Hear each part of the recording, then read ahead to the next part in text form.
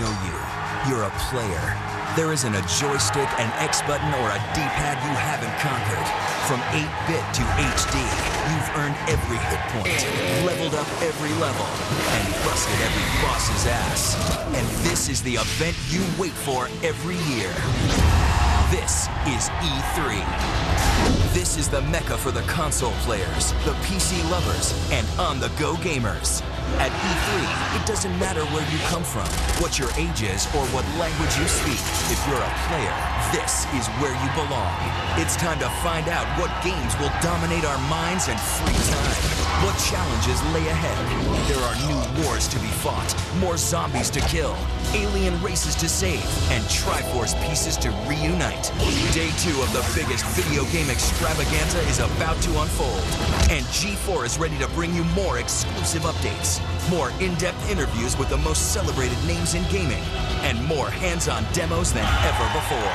It's time to level up. G4's coverage of E3 starts now.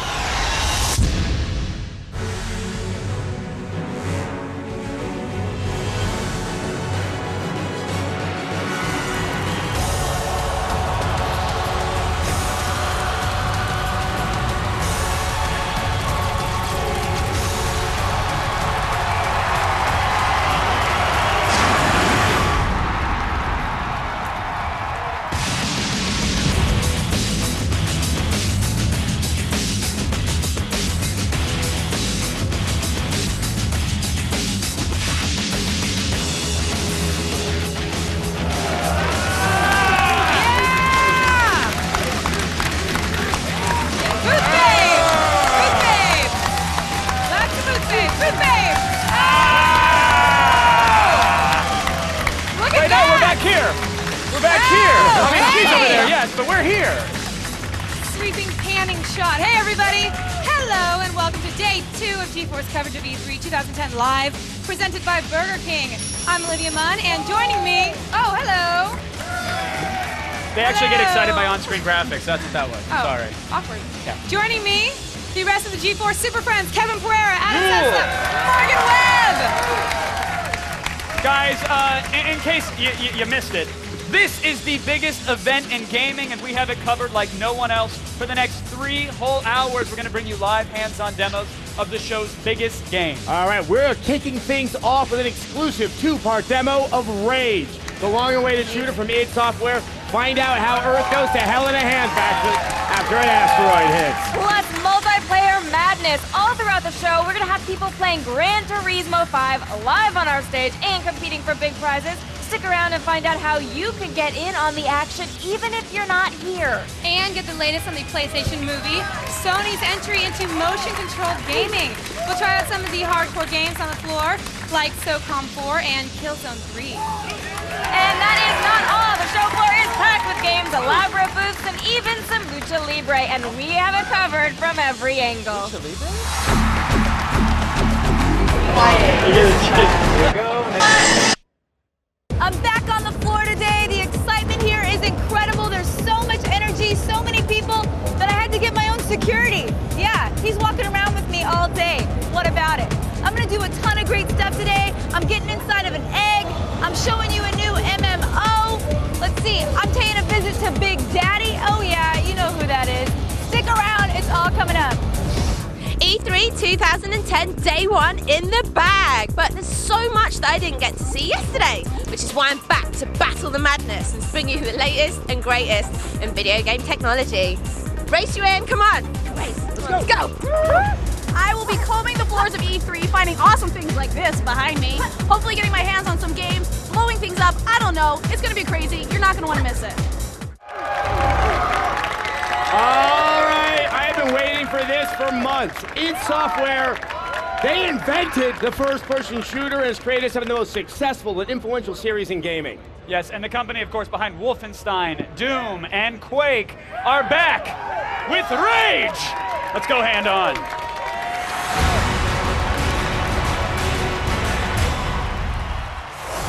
All right, here to walk us through Rage is Tim Willits, creative director of id Software. Thank you very much. Welcome to our stage. And all right, Tim, No game should look this good, especially on a console. I want to point out this is on an Xbox 360 This right is on now. a 360. This is not pre-rendered. I had to touch the controller for myself to make sure the outdoor sections really were that pretty like. Yeah, we're very excited about the technology. We can do stuff that no one has seen before in a 360. Now, so the setting of Rage, it is on Earth. Bad things have happened to Earth. Yes, it's in the near future. An asteroid hits the planet, destroys most of civilization. You play a survivor that has to learn how to exist in this wasteland with mutants and bandits and all sorts of This things. is the wasteland. Yes. And we just took off someone's head. Yeah. And okay, so already we've seen someone chuck a Molotov something at us, and now we're running around this. I mean, it is known for incredible environments and stunning worlds, but one thing about this is the sense of scale here. You guys have crafted probably some of the largest worlds in its history. Well, yes, this is the wasteland. This is a handcrafted environment. This is not procedurally generated. This is very unique because no other game can do this. Right, and when you say that, that means normally in any game you can hug the side of a mountain and eventually you see that repeating texture that Exactly. says, this is mountain texture 01, 02, back to 01, etc. Everything in this world here is completely unique. No two rocks, no two pieces of stone, anything. Yes, you are absolutely correct. You know, the artists back at id Software have hand-painted and handcrafted this whole environment, and that gives a unique experience and feel that you can't get anywhere else. Okay, so we're in a car, we're in car combat. You have wanted to point out, this is not a car combat game. No, But no. Despite the fact that there's car combat on screen right now. Yes, at its core, this is a first-person game, but we've added more to it than just the run and gun. And what about weapons? Obviously this car's outfitted with them, but when we're on foot, what are some of the weapons that are at our disposal in Rage? Classic id Software weapons. We've got rocket launchers, shotguns, machine guns, but we have also some very Rage weapons, like the wing stick, which is what we showed earlier. It's a very, very cool weapon where you can lob off And bad a rocket guys' launcher. heads. And the rocket launcher. So I think the question is, an asteroid hit the Earth, clearly bad things happened, but it was not at the cost of no technology at all. How do we have cars? How do we have rocket launchers? Well, more people survived the impact than anyone expected. Plus, there's technology that the government set aside, and that's what you use along with this news technology to advance like the gameplay. But you think that in a world like this, the survivors would be glad to be alive, that all form a polyphonic spree type choir group and just sing and be merry. Instead, I see warring gangs and factions trying to kill you at every turn. Oh yes, we have bandit clans that each has a unique play style when you fight against them. We have mutants that are just crazy over the top, and then we have the Authority. I'm not going to talk much about that, but it'll be a big surprise. Okay, so we've now just gone into a town. We decided to kind of jump consoles so we didn't have to deal with any load screens at all. Where are we? And this is right outside the door that we just saw. Yes, right this inside. This is the town of Wellspring. It's very important because it's kind of your hub in this part of the wasteland. It is here where you'll receive most of your missions, talk to a lot of different characters, and kind of get kind of immersed in the story. Tim, I feel like I'm being the rudest interviewer ever because I care about every word that you're saying, but I'm also just in awe of the frame rate here and the gorgeous world. Like, you guys have crafted something incredible. And I would say, I mean, id games have always been so beautiful, but there seems to be a level of care and design at creating an environment that I've never seen out of you guys before.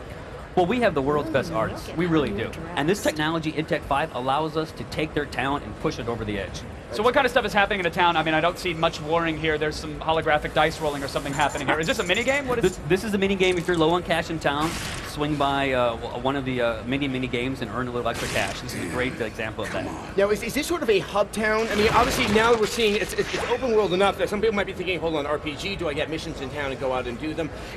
It is a shooter, but it is a more broad shooter than you guys have ever done before. Yeah, we like to call it open but directed, where you as a player you have your missions, but if you choose to kind of go off and do some side stuff, you can. And what about the diversity of the worlds, Tim? Because so far we see, giant inflatable King Kong. All right, yes. you have me sold again. It ain't Fallout. That's what we're really learning right here. But I mean, so far we've seen kind of one similar color palette as we were driving through the area. Now we're in a town. Will there be a diversity to the world? Oh yeah, one of the great things about id Tech 5 is every area has unique personality, and when you play Rage, you will see things that are truly different.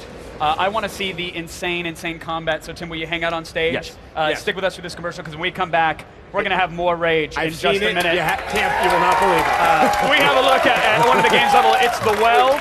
But first, before we get to that, it's time for multiplayer madness, everybody.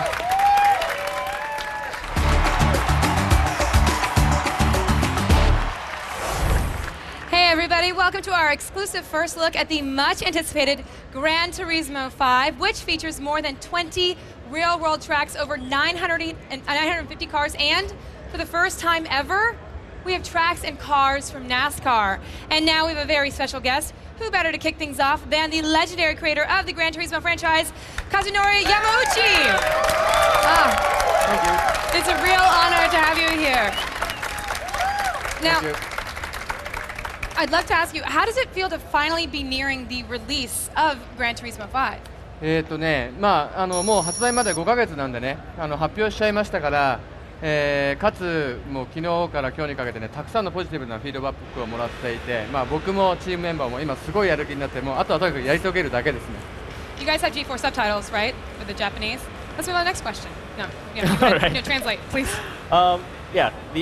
We have 5 months ago until the release date that we've announced, and we actually got a lot of positive feedback from the people who watched the trailer after the stage show and everything, and all our team is now really excited to go forward because everyone's expecting us. Now, like in addition to like the NASCAR, and like sorry, the I just had a mint before the show, and it's clogging my throat. So, I know. What do you like most about what the addition for the NASCAR to Gran Turismo 5? 2つぐらいあって、1つは、NASCAR っていうね、アメリカを代表するモータースポーツを世界中に紹介できるっていう喜びが1つ。あともう1つはね、NASCAR が例えばニュールブルクリンクとか、例えばルマンとか、そういうコースを、走らせることができる。2つぐらいこの NASCAR を入れることの喜びってありますね。There's actually 2 things that are actually very interesting about having NASCAR in Gran Turismo. One being that you have courses like the Nürburgring and you have courses like the Le Mans, where you can actually take NASCAR cars onto the tracks like no one's ever done before. Yeah. The other thing is アメリカを代表するモータースポーツ。because it's a motorsport that is the number one he does. It is the number one I will not motorsport. speak English. I will not speak English. It's the number one motorsports in America, and it's exciting to be able to include it into the series. And you're merging 2 things that people love. We love Gran Turismo. You put NASCAR with it together. So thank you so much for being here. We're so excited. We've got a lot going on today just about Gran Turismo. Thank you. You don't have to say thank you in English. Arigatou gozaimasu. Thank you. But now let's bring out someone who definitely knows a thing or two about racing, and NASCAR Sprint Cup series driver and pilot of the number 34 Extends Ford, Kevin Conway. Can you be bringing some water with you? You have any water? I'm sorry if I start choking. I had a mint. I have that effect, huh? I get you all choked up. Yeah, I'm getting a little choked up. Water would be nice. Okay, so really excited to have you here. You brought along lovely ladies with you. So Kevin, how about taking the Gran Turismo racing sled for a little spin? Do you think it's something that you could achieve, or are you just on the hardcore cars? Yeah, no, I'm all about it. All right. Let's see what. Do you need the ladies just to surround you and hover around? Moral support. Okay, moral support.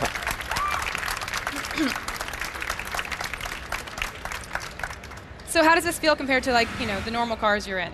It's awesome to see the level of detail that the graphics and everything have. We were just actually up at Indianapolis Motor Speedway doing a tire test last month, and it's crazy how realistic it really is. Every detail is there. The transitions in the asphalt and the physics of the game are awesome. I mean, it's. Is there a reason why you're going so slow? Yeah, I was trying to show you the line. Oh, really? I saw the line. You're showing it for a long time. So we can challenge each other. So how does the racing sled compare to the real thing right now? Well, when you're feeling it. It's crazy how close it is to the real thing, and I'm not sure what car I'm in driving right now, but it's a little loose, but it's cool. The physics are awesome and the graphics are phenomenal. It's about as close as you'll ever get to the real thing, I think. How do you think the Gran Turismo 5's tracks compare to real NASCAR tracks? Well, the level of detail, like all of the throttle points are the same. The actual driving line's the same. So it's amazing how close that they've actually got that, especially for a console game. The Gran Turismo franchise. How well do you think you're doing? Because I think that you're going slow. Well, I tell you what, let's challenge. Are you in NASCAR? Are you really on NASCAR? I am. I am actually leading the Rookie of the Year points, but I am a rookie, so I have that excuse. Oh, that's not really a good excuse, though. So, anything extra special you want to say right now? Well, in general, just about life? In life, life's going pretty good for me right now. We're leading the rookie standings, and I get to come out and play with cool new video games like Gran Turismo 5. This is pretty awesome. It is pretty awesome. Well, you keep playing because you got to get your number up because we got something special planned for you guys in just a little bit. You guys do not forget to stay tuned, and of course, send us a tweet using the hashtag E3 on G4. Tell us what you think of the game. The most creative tweet actually wins an awesome prize pack. Everybody loves prize packs. All right, keep it right here on G4 because we are just getting started. We've got hours of E3 coverage still on the way. After the break, we're going to have the second part of our hands-on demo of Rage, the intense new shooter from the creators of Doom and Quake. We will be right back.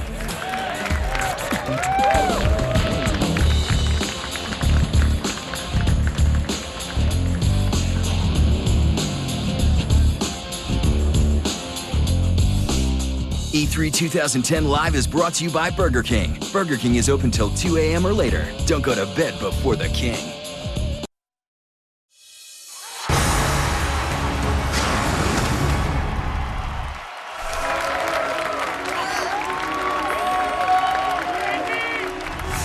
Welcome back to G4's live coverage of E3 2010. We are coming to you from the Los Angeles Convention Center, which is jam-packed with the industry's biggest names, booth babes, stalkers, and, you know, people who are clever enough to convince the world they were gaming journalists. It's not us. Let's send it over to Adam and Kevin for an exclusive look at one of the year's most anticipated games. All right, before the break, we got an overview of the environment and the world of this new shooter Rage, but now it's time to kill some stuff. Yes, let's continue our exclusive hands-on look at the game and take a trip inside the well. And once again, joining us is Tim Willis, creative director at id. Let's get to this. We're in the well.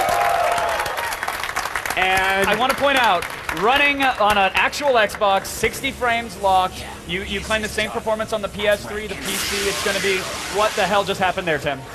So one of the great things about Rage is every new environment that you're in, we give you something new to play with. So we have electrical bolts that we fried the water and it killed all the bad guys. And now we have an RC car. Yes, this RC car is loaded with C4 and a little camera. You can drive that around and blow up bandits.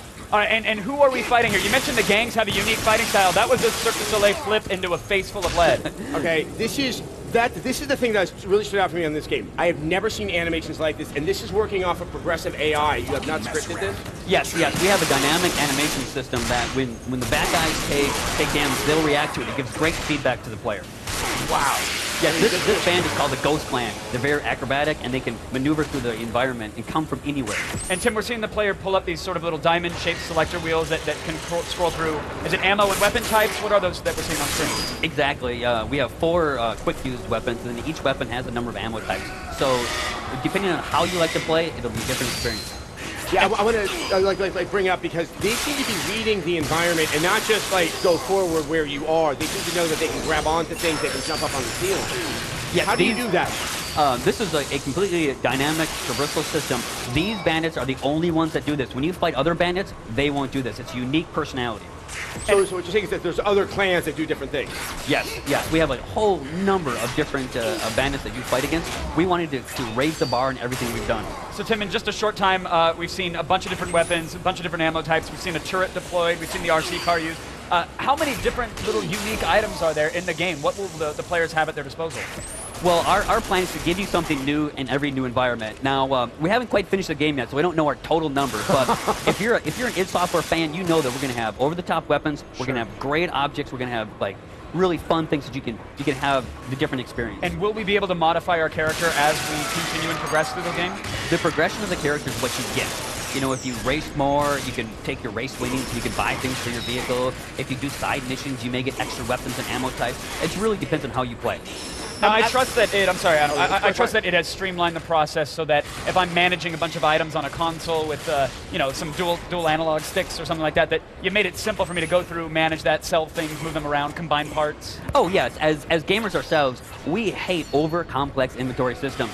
Streamline it, make it simple, and get the player back in the action. I don't think it's going to happen here. You're also handling player death in an interesting way in Rage.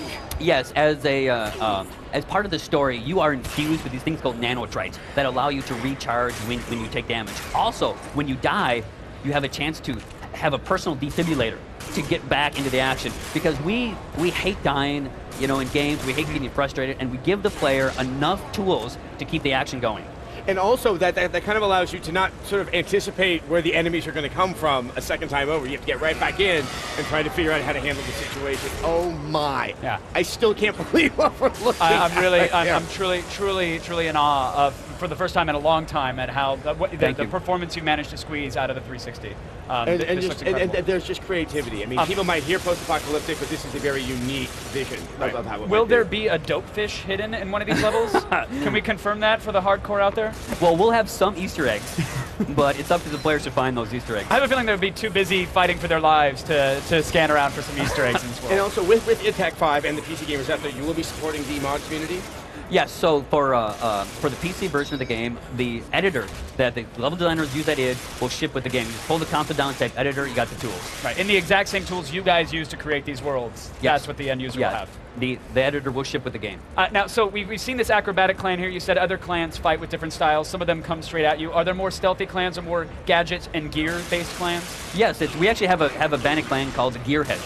And they're big into making those weapons of destruction, and they'll send those tools after you first. So every time that you play a different bandit clan, it'll be a different experience. Tim, what excites you most about this game, though? I mean, you've been very close to it. You've been working with it. You've seen it demoed 1,000 times. What gets you going when it comes to Rage? The best thing about Rage is, at its core, it's a first-person game, but we've taken that and we've elevated, and we've added much better things on top of that. Oh, yes, you have. Now, I'll just say it quickly. Yes, there's multiplayer. You're just not talking about it.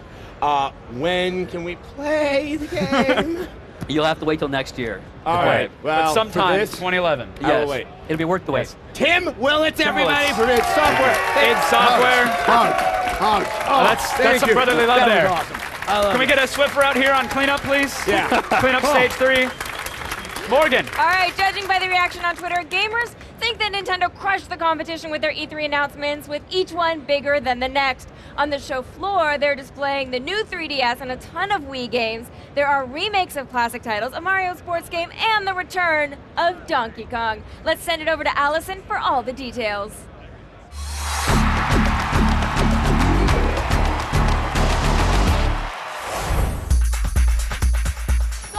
The floors of E3, and I stumbled across this little mom and pop booth called Nintendo, so I decided to see what they have here. Let's check it out. What new can we expect from the Wii this year? We got a lot of great new games that we announced here at E3, starting off with The Legend of Zelda Skyward Sword, but it doesn't end there. We've also got Donkey Kong Country Returns, Kirby Fluff, Mario Sports Mix, and then a lot of other great stuff from third parties as well, like GoldenEye, NBA Jam, and Epic Mickey as well. Seems like you guys really wanted to revive a lot of your old titles that people know and love. Well, that's something that's really unique to Nintendo, is that we've got these franchises that have been around for so long and people just feel so passionately about them. We really want to keep building upon those experiences and giving new games around these characters that people love so much. I think we need to talk about your new kid on the block, the 3DS. Can we go check that out? Let's do it. Yeah, it's 3D. I wish I could show it to you, but unfortunately you only have a 2D TV. Boring. This is the first portable 3D game player. What challenges did you have to overcome to do this? Well, when we were thinking about the concept of 3D, one of the real big obstacles we identify is the need for glasses. It's really cumbersome and it can get expensive. It's just not ideal. So we created the Nintendo 3DS without the need for glasses, and it's a great experience. You just look right at it. There's no additional equipment required. When you look at it, it's remarkable the amount of depth that you can get in the image. When does this come out and how much is it going to cost us? All we can say is it's before the end of March. We don't have any information on pricing at all, so... I'm going to try to talk them down, people. It's okay. Nintendo, the little company that could. Hey, when there's a Wii, there's a way. Don't forget, you can get all your up-to-the-second E3 2010 news, exclusive HD videos, and more at g4tv.com/E3. Nintendo's not the only company here with new hardware on display. In just a minute, you'll get to see what Sony brought in. We'll hit the floor, get our hands on the new PlayStation Move motion controllers, and we get to try out SOCOM 4, Resident Evil 5, and Killzone 3. So we all know E3 is known for its booth babes, but I think this is a first. I found a zombie booth babe. Desire to kill is rising. I don't know if I should shoot her in the head or give her a shirt. Oh, this is kind of hot, isn't it? I feel like I started a new fetish. Yeah, thanks. Should I bite her? Maybe? E3 2010 Live is brought to you by Hanes. Play comfortable in the lay flat collar undershirt.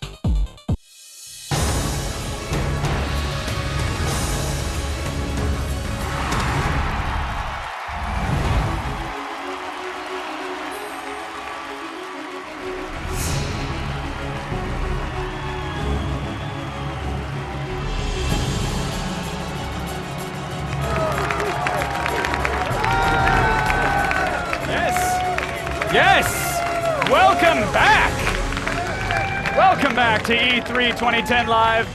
Now everybody, Sony is making a huge push into the motion control business this fall with PlayStation Move, and they've got some new games that are actually playable right now on the show floor, so we sent Alex Simwise down to the Sony booth for a first-hand look.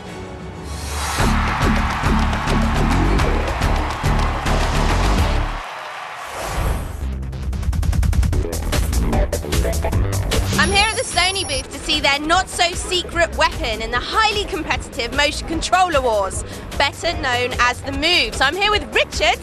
Hi, Richard. So can you tell me what is going to make the Move superior to sort of other ones like Kinect and the Wii?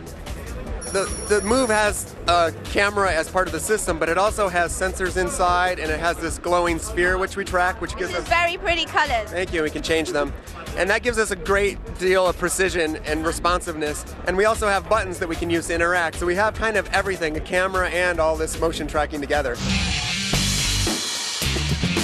Is the Move aimed at more casual gamers? Actually, with the Move, we're trying to address the entire spectrum of gamers. On my left here, I have a very casual game, iPet, and over here we have actually Killzone 3, which is about as hardcore as it gets. And we have sports over there and fantasy game over there, so that any kind of game is really what we want to do. There's quite a wide variety of games. Do you know any of the more hardcore titles that will be released? Well, we've already announced SOCOM 4, we've announced Killzone 3, we have third-party games like Time Crisis down here, and we have Resident Evil, another very hardcore game. Yeah. So I love Resident Evil! Do you know how much it's going to be about? The controller itself is $49.99, actually, and we have a starter pack where you can get the controller, a camera, and Sports Champions all together for $99. Well, there you have it. Things are heating up in the war of the motion controllers. Let's hope it's a bloody battle.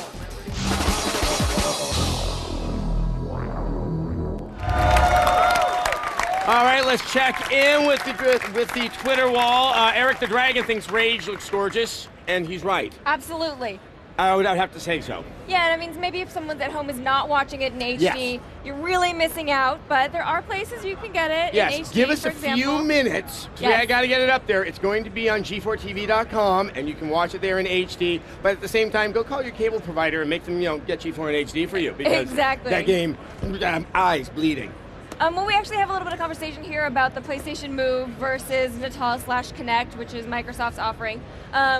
Love Assassin 13. He sounds Love sexy. Assassin 13, there's a 12. I think the Move will be the best motion controller because it seems them will be using. Okay, so his Yes. grammar kind of gets a little. Yes, they're stringy grammatically again. challenged, very, very in support of the Move. But support of the Move, so there you go. And Louis Lepore, the PlayStation Move will hopefully be better than the iToy was. I really am anticipating it to give Wii a run for its money. We saw actually some of those features that we're seeing in Kinect and with PlayStation Move, like in the iToy originally, like when you would hold your hand up and shake Exactly. it to select menus. I mean, that's nothing new. We've seen that. That was it. The one thing I kind of like about Move in the iToy is when you kind of see the image of yourself, but the controller has turned into a different type of object. There's a lot of potential there for doing something very creative, and I think Right. for definitely a younger set, it's really, really cool. All right, remember, use the hashtag E3 on G4 if you want to get your tweets on the show.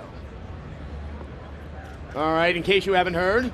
Hi, everyone. Hi. In case you haven't heard, we're Chris Hardwick and Olivia Munn. Hi, everybody. Hello, Hi. everybody. That's Hi. right. Hello, Earth. That is Chris Hardwick, and big news, G4 finally has its own iPhone application. Yes, very exciting. That's why Chris Hardwick is here. I'm going to show it off, you guys.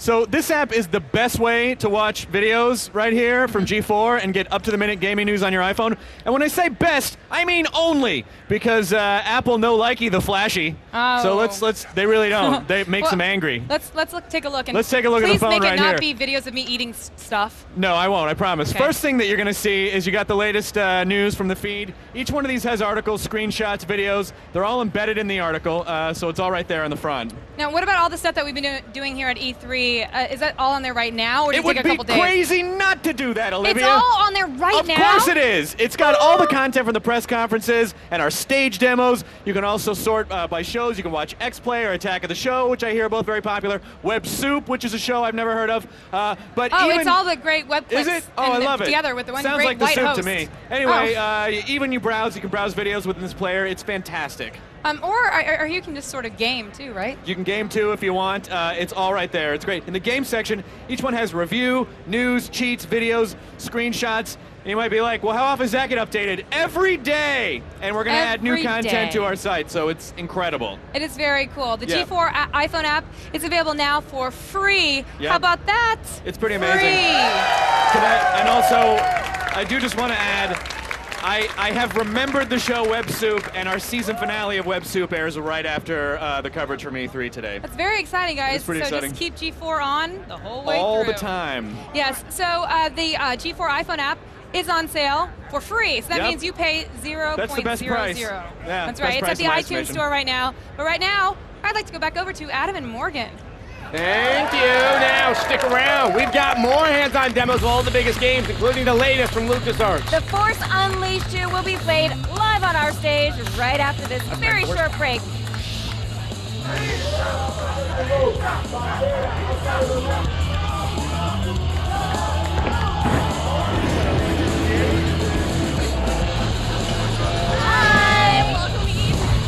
E3 2010 Live is brought to you by the all-new G4 iPhone app. Now get up-to-the-minute gaming news, reviews, and videos. Available free in the iTunes Store now.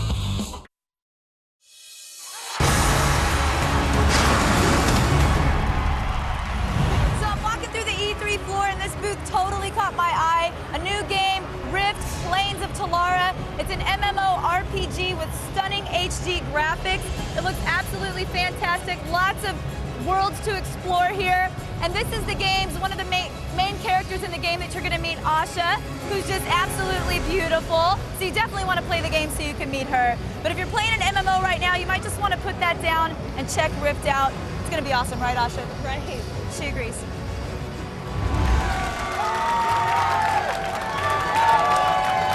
Welcome back. Well, it may be fun to use the Force for tricking stormtroopers and making objects float through the air.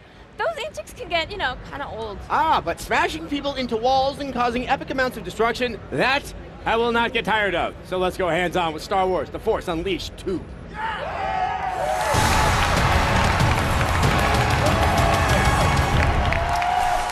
take us back to the dark side is Hayden Blackman, executive producer for LucasArts.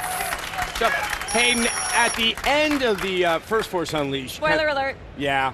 Shh. Just close your ears. You can either go after, kill Vader or go after Palpatine. So with that split decision, so how do you pick up the game at the beginning of Force Unleashed 2? Well, the game takes place about 6 months after the kind of light side or good ending of the Force Unleashed 1, where Starkiller actually sacrifices himself in order to preserve the Rebel Alliance. So we're bringing back Starkiller in Force Unleashed 2. Darth Vader tells him he's a clone, but really early in the game we introduced doubt to that. Starkiller runs into General Coda, who was his Jedi mentor from the first game, and General Coda tells him, hey, I don't think that Vader could actually clone somebody so powerful. So that becomes a main theme in the game. Now, what are we looking at right here? Now, we just had a very dramatic, he made a good entrance, right. Crashing through the ceiling. That was nice. He's taking out TIE fighters. Did you see that? It was just... So here you see Starkiller on Kamino, which is one of the first levels in the game, and he's using his dual-wield lightsabers. It's a brand new fighting style we have in the game, so we've completely redone all of our combos and allowed for a lot more kind of range flurry attacks. All the familiar Force powers are back, including Force Grip. We've done a ton of work on targeting and camera with Force Grip to make it a little bit more accessible, a little bit easier to hit what you want with Force Grip. We've also done a ton of tuning with the enemies, so as we move a little bit deeper into Kamino, you'll actually start to see some enemy mixes. This is our Imperial Riot Trooper. He actually has a weapon that can deflect lightsaber attacks, so you really have to start using some of your Force powers on him. Of course, Stormtroopers are the fodder of the universe, so you can take them out any way that you want. Sorry guys. Yeah. So in terms of how you've done the tweaks to the targeting, if you wouldn't mind elaborating a little bit. Yeah. Yeah, so we've really overhauled the targeting system in a lot of ways. We've, first of all, redone the UI so it was easier to tell what you have targeted, and then we've changed a lot of our targeting priorities, the way those work as well too, so that the stuff that you want to target most often, enemies and exploding barrels and those types of things, are much easier to target in the environment than they were in the first game. And what was the, was there a character that was the inspiration for his new fighting style or his new lightsaber style, or where did that come from? Well, really we just wanted to do something dramatically different and redo a lot of the animations and also make him a much more fluid combatant. So that's where the idea for kind of the dual wield came from. We really liked the idea of the two lightsabers, and we wanted something that when you looked at this game, you knew right away it was Force Unleashed 2, and those two very iconic lightsabers allow us to do that. Now, are there any new force powers? There are, and in fact, we're seeing it in action right here. This is Jedi Mind Trick, so that's a brand new force power, and just like all of our other force powers, we've completely re-envisioned it from the films.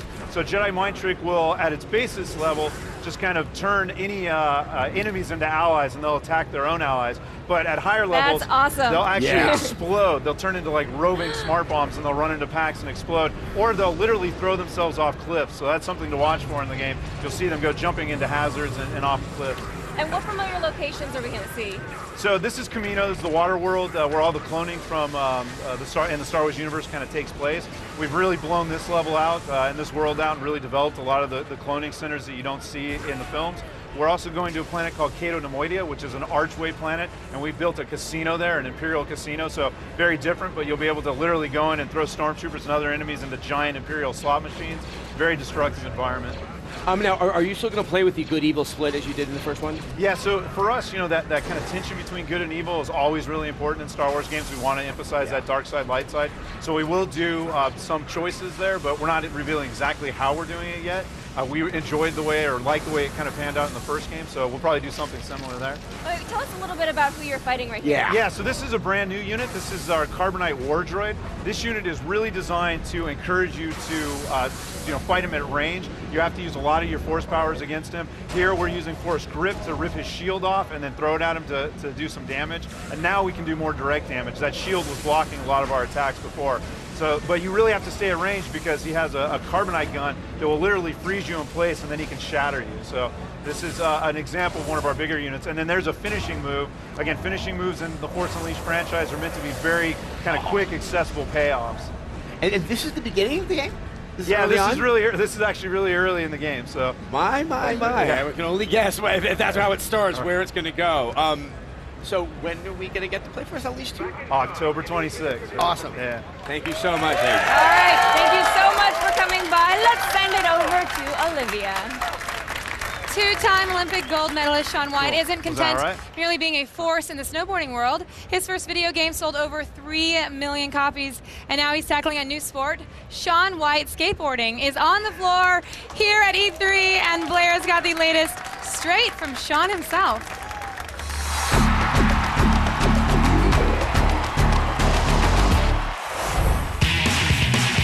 He turned pro at 17, still the only skater to ever land a body burial frontside 540. Currently the X Games half-pipe champion. No, I'm not talking about Tony Hawk. I'm talking about two-time Olympic gold medalist Shaun White, and he's got a skateboarding game. I heard that you were going to save the world from boringness. I think I've done it. Tony Hawk, man, how's this game different? That's basically was my first thing when I walked in the office and they're like, we want to do a skateboard game. I'm like, how is it going to be different? And I honestly could say that this is by far something brand new and totally different. I mean, you skate through the levels and you get on rails and you're actually able to direct and shape and curve them the way you want them to go. So as you skate through the level, it's completely kind of black and white, and then you introduce color, you introduce things to skate. When you land, buildings crumble into giant like half pipes and stuff. You can actually go back and reshape the rail again and again to where you want to go. What's the one thing that you hope people are most excited about in this game? I hope that people realize that, like, when you play the game, I mean, if you play the game and I play the game, our levels are going to look completely different because of the way you skate and what you like to do. So you used to do the thing with, like, Excite Bike, or, you know what I mean? You put the different quarter pipes and stuff and gaps and stuff. It's like that taken to, like, a whole nother level, and you can actually shape the things as you go. Well, regardless of what happens, you have the coolest level design reference in the history of E3 with Excite Bike, man. Shaun, thanks so much for talking to me, man. Really appreciate it. Sure. Game looks awesome. Shaun White, Ubisoft, a promise to cure boringness forever. But will the game be any good? You guys need to decide. After after the break, we'll have the game that caused the internet to explode yesterday afternoon. It literally crippled Twitter, brought it to its knees. Very exciting. We'll have the latest on The Legend of Zelda, Skyward Sword, the answer to every Nintendo fanboy's prayers. See one of the convention's most talked about games right after this. That's soon.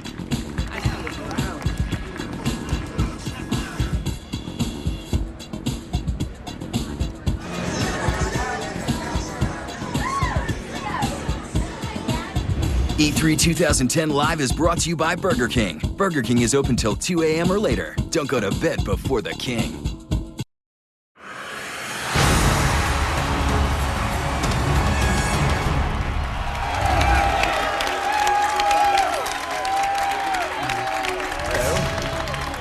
Hello, lady in back jacket. Hey, Nintendo fanboys had a lot to be happy about from their press conference yesterday, but few things really get the gamers' blood flowing like a new Zelda title. The Legend of Zelda, Skyward Sword takes us back to the gritty Link of Twilight Princess, and we gamers, well, couldn't be happier. Sword.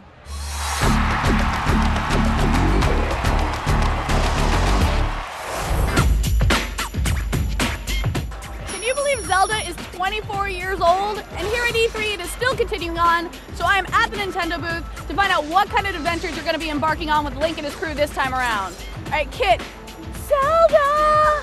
We've been promised a new one for a really long time, so what do we got this time around? It's been a long time coming, but The Legend of Zelda Skyward Sword makes some pretty interesting additions to the series. First and foremost, the game does require the Wii Motion Plus accessory, but that brings a tremendous amount of depth to the sword play, and they've added a lot of different strategic implications to the battle as well using this new format.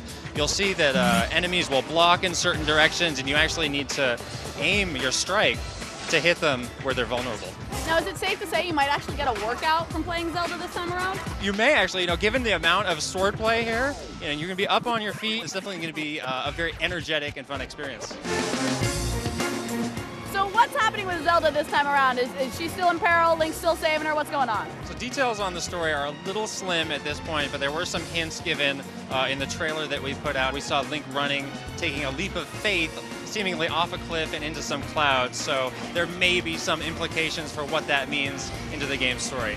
Okay, so when on earth can I get my hands on this game, and how much is it going to cost me? Mr. Miyamoto said they're going to take the rest of this year to work on the game, so hopefully they have it finished by the end of this year, but it will be coming out in 2011. Yes, there you go, Zelda. It's one of the few franchises to appear on all Nintendo consoles and in my heart. Day one of E3 was a monster, one of those big monsters. It did not disappoint. The press conferences were full of huge announcements from the return of classic franchises to the future of 3D gaming. If one of these reveals caused you to faint, here's what you missed when you were out cold.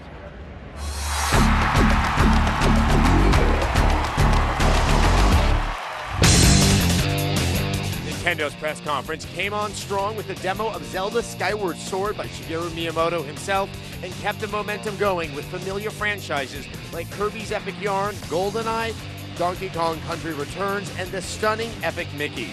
They finished strong with the premiere of the Nintendo 3DS. Finally, 3D with no wonky glasses required, complete with the long-awaited announcement of a new Kid Icarus game. Sony fired back with our first look at Portal 2, the debut of Infamous 2, a fresh look at Dead Space 2, and Killzone 3, the first shooter truly designed for real 3D play. The onslaught continued with PlayStation Move. Looks like Sony is backing motion control in a major way. Afterwards, convention attendees got their hands on the games. The hottest tickets were Marvel vs. Capcom 3, Fate of Two Worlds, Fallout New Vegas, and shooters like Bulletstorm and Call of Duty Black Ops. But the longest lines were reserved for hardware. Gamers were dying to get their hands on PlayStation Move, Kinect, and of course, the 3DS. Looks like this is shaping up to be the best E3 yet. Stick around, everybody. Terrell, Elliot, Caleb, and I were just hanging out. It's our live coverage of E3 2010, and it is far from over. We've got even more demos in the next hour, including an exclusive hands-on look at Activision's reboot of True Crime. Yeah, you don't want to miss it. You do not want to miss it. You won't see this gameplay anywhere else. Seriously, we're the only ones who have it. Stay on G4. Stay on us.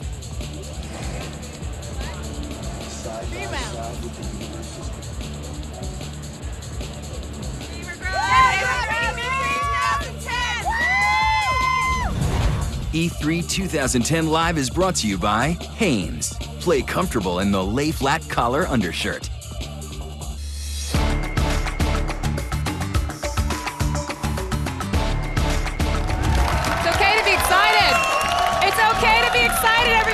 Yeah, welcome back to GeForce coverage of E3 2010 Live, presented by Burger King. And we're coming to you from the Los Angeles Convention Center, home to gaming's biggest event.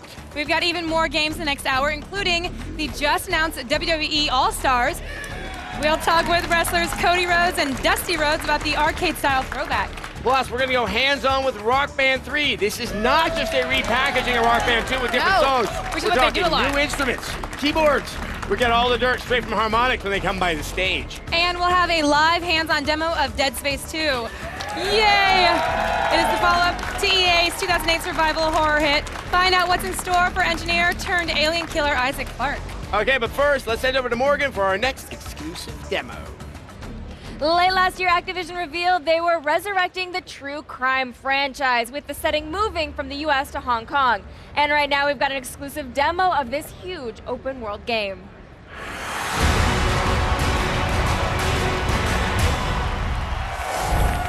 Joining us for this live demo is lead designer Jeff O'Connell. Welcome. Thank you. It's great to be here. All right, so true crime games have really been known for being like action movies. Are you guys putting that in there? We are. You know, United Front Games is treating this as a whole new IP, though. So, you know, we don't want it to feel like there are modes in the game. You know, we don't want it to feel like I'm locked into fighting and then I'm shooting and then I'm driving. We wanted to mix those things together because it's Hong Kong, right?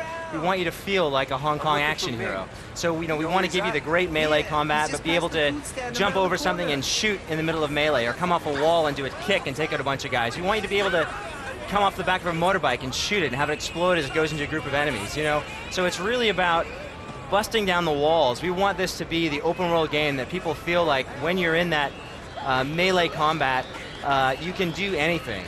And do you expect players to really merge all these styles into one, or do you expect players to kind of pick one style and go with that? No, I hope that. I mean, that's how it's designed. You know, if you're not doing all those things together, you're not taking full advantage of the game. All right, let us know a little bit about the overarching story and who you play as. Sure, you know, it's so important to be taken seriously in the genre right now, to have a strong story.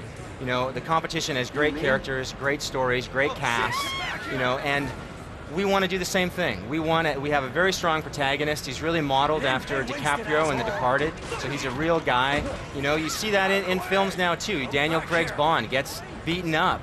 Jason Bourne, same thing. These are guys who are going through profound things. With our undercover cop, it's the same thing. We want you to like this guy. Let's talk a little bit about what we're seeing here. Now, there was some action. You just scaled a wall. That's right. So what you guys are looking at right now is he's an undercover cop. Big thing in cop movies as far back as Blade Runner and Point Break is the on-foot chases. We don't want you chasing a blip on a mini-map. We want you to feel like you're part of the action. You're pushing people out of the way. You're yelling, "Get down!" You know, and Hong Kong is such an amazing place. There's so much incredible stuff there. We want to have people experience Hong Kong and see things that you would if you were running through a real Hong Kong night market. Now, you've put a lot of detail in this world. I mean, that's pretty amazing. Like, everything you run by the stands are full of items and everything. That's right. I mean, how much care did you put into that? We spent a lot of time in Hong Kong. We visited Hong Kong. You know, our writers spent months there. Our team's taken almost 30,000 photographs. It's not a geo-mapped Hong Kong, though. It's really built for gameplay. It's colorful. It's bright. So many games now that say that they're gritty are very desaturated. Hong Kong is a great-looking city. It's got tons of neon at night, and you're seeing that here. And that guy's head just went into the television. Into TV. He was a bad person, though. So he was doing bad things. He was. You guys see countering there, directional attacks, great counter from Rick, who's demoing. And Oh, did you just break his ankle? He broke his knee. Yeah. I like that. All right. And what kind of actual weapons are we going to get? You get a ton of weapons in True Crime. You get not just guns, we get a full suite of guns, but it's really interesting. The triads, the Hong Kong triads you go undercover with, these are serious guys. They've got meat cleavers, knives, kitchen knives, pipes. They don't mess around. So, you know, we've got a full suite of melee weapons and a full suite of animations to go with each one. And you're definitely a badass because you've just taken out about 5 guys right here. You are a total badass, so, you know, and is an exceptional character. You see a bit of free running there. There's a sloppy and a success for each one of the free running moves. Little single button that you press to get the success move. If it's mistimed, you get the sloppy version. And we're about to do a little boss fight here. That's right. Or a sort of an end run. So this is the guy you were chasing down. This is the guy you're chasing down. You Yeah. ended up, and over the roof he goes. Yeah. So yeah, you Bad man ended up. too? What's that? That was a bad man too, right? They're all bad men. All right. To quote Arnie. Yeah. The idea is here you've chased down Ming, who's a character you meet early on in the game. You're collecting a debt, and these are kind of his guys. And you're gonna take them out. To get to him, you've got to take them out. All right, when are we going to be able to pick up True Crime, and what consoles can we play it on? True Crime is coming this fall. Okay. It's going to be on the PlayStation 3, the Xbox 360, and the PC. Sounds good. Jeff, thank you so much for coming by. Thank we you loved very much. having this look at True Crime. Very excited to check it out. Let's send it over to Kevin. Oh, that looking like some fun. Now, as always, folks, Capcom has a huge presence at E3, and they've got plenty of new games on display, so we hit the floor to check out really the follow-up to a smash hit. It's a downloadable game. We checked out a pocket-sized version of Okami, and a ghost game that sort of has a twist.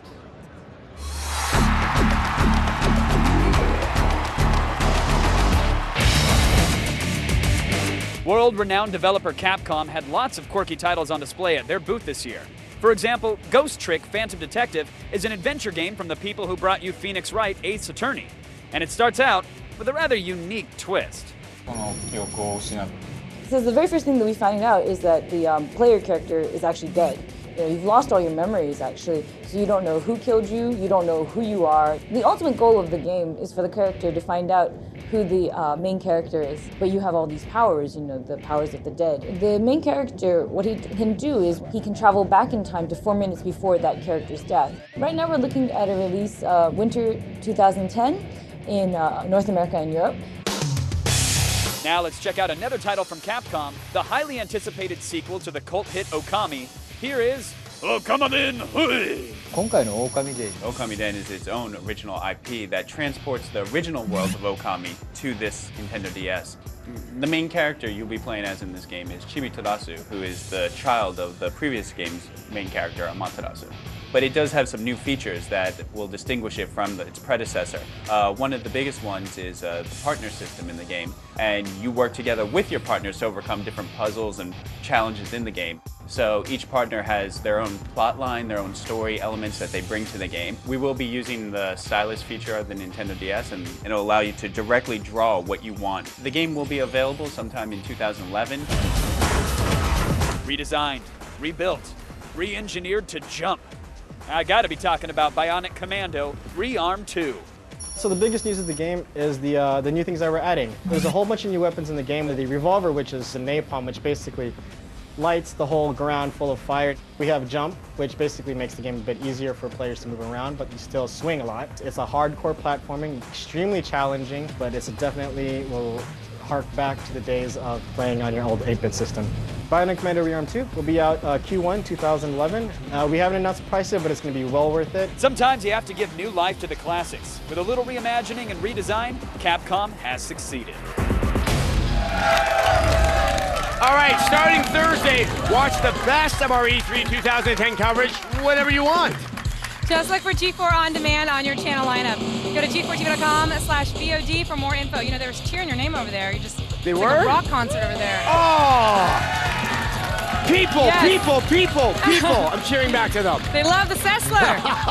After the break, expect a locust to get chainsawed. That's Yes. right. Gears of War 3 is on the way. The next game in the Blockbuster series adds 4-player co-op and so much more. Cliff Blazinski reveals all right after this. Sessler, Sessler, Sessler. The exercise for kids. They know Dora. E3 2010 Live is brought to you by the all-new G4 iPhone app. Now get up-to-the-minute gaming news, reviews, and videos. Available free in the iTunes Store now.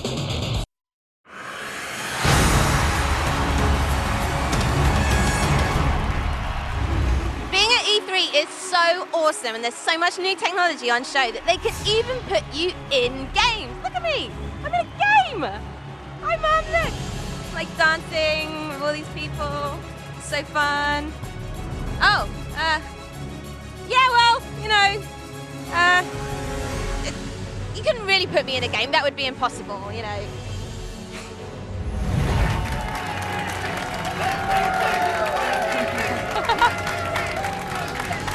Welcome back to E3 and welcome to Allison Hayslip. All right, in April 2011, one of games most popular, not to mention most violent franchises, makes a big return. Marcus, Dom, and the rest of the cogs return in Gears of War 3, which adds 4-player co-op, mechs, and a whole lot more. Let's go hands-on.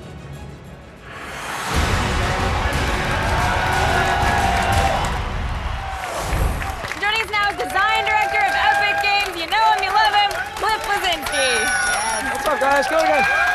People are excited for this one. All right, Yeah. so will you catch us up a little bit on what has happened story-wise in the games and where we are now? Oh, so it's been 18 months after the events of Gears 2. Marcus and the guys in Delta Squad sunk Jacinto, that flooded the underground, that drove the Locust up. The Locust have gone feral. They're savage now. They rip off people's arms and beat them to death with it, which is completely horrible. And now we have a new threat that's arisen. It's called a Lambent. You remember Emulsion, that kind of glowy energy source that's in the universe? Well, it's infecting the creatures of the world, and it's taking them over, and they're actually mutating, kind of like that 1980s movie The Thing, the John Carpenter one, and you never know what you're going to get. The arm might mutate, the head might mutate, and worst of all, they explode upon death. Oh, so the bad guys are getting badder. Yeah, the bad guys are getting super bad, but we're not saying bigger, better, more badass, because that's like so 2 years ago. We like to say it's going to be the best looking, most polished, and most enjoyable Gears game ever made. All right, so talk to us about what's going on right here on the screen. Where are Yeah, we? so the sequence here, Marcus and his friends were going to this place called Anvil Gate. They got ambushed, and they're stuck outside. You're seeing this amazing lambent stalk coming up. You're seeing the enemies kind of falling off of it, kind of like a ripe lemon coming off of a tree. Then you have one of the mutating guys popping up. You'll see his arms go out. And then a locust meanders into the frame, and he winds up getting torn to shreds because the locusts are no longer at the top of the food chain. These lambent creatures are crazy. They're boiling over with hatred and anger, and it's up to Marcus and those guys to not only put a stop to that threat, but to also save the world. And so what are some of the new game mechanics in the single-player campaign? We got a lot of cool things. The first thing we saw at the beginning was the Lancer bayonet charge. You can stab the enemies and pick them up. You can grab an enemy, take him hostage, and stick a grenade on his head and kick him into the crowd. We call that the bag and tag. I think good game designers these days just need to make animated GIFs for forums so you can actually promote your game that way, right? We have new weapons. We have a sawed-off double-barrel shotgun. I mean, Gears fans always love the shotgun, so it's like, well, what else can we give them? Let's give them a sawed-off double-barrel. And then, more importantly, creature-wise, we also have the return of the Berserker. Fabulous. And she's back now, and she's also infected. She'll be popping out in a minute to kind of raise hell on all the fellas. Oh, one final thing to note here is that you also have a chainsaw kick. Because if you have an enemy that explodes, you're probably going to want to kick them away from you when they pop. That is an excellent point. You guys have thought of everything. All right, let's talk a little bit of the online beast mode that you guys just announced. Yeah, we just announced that at the Microsoft press conference the other day. And we're like, yeah, we have a mode called Beast. And everybody's like, what is that? It's a class-based, monster-based mode. You get to play as all the different locust creatures, so all the way from the itty-bitty suicide bomber Ticker through the Berserker and everything in between. So you get to resurrect guys as the Cantus. You get to act like a healer. You get to play as a giant electric centipede that chomps up enemies and bear down on the cog forces with up to 5 players on Xbox Live and take them all out. Wonderful. Can we talk about something that I think is very important to Morgan and I?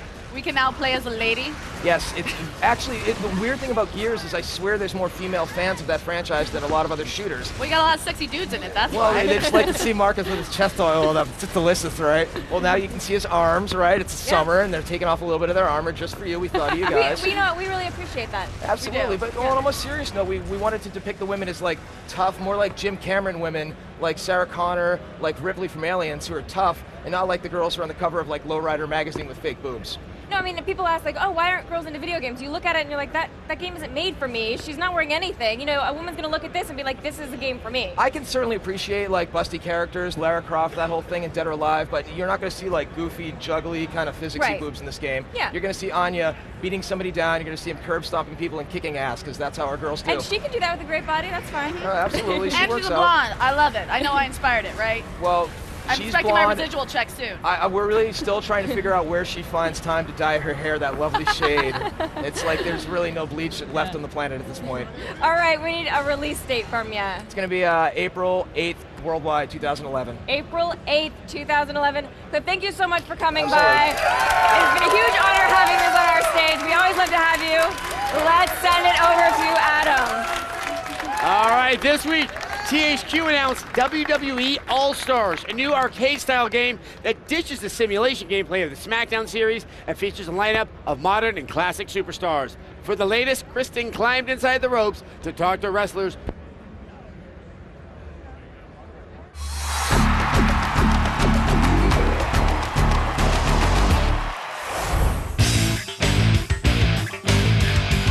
Hey guys, I'm here with Sal, the creative director of WWE All Stars. What are gamers gonna get when they play this game? Well, first of all, it's WWE All Stars is meant to be a different experience than WWE SmackDown versus Raw. We're trying to be more of an action-based, combat, fast, hard-hitting, low downtime style of game.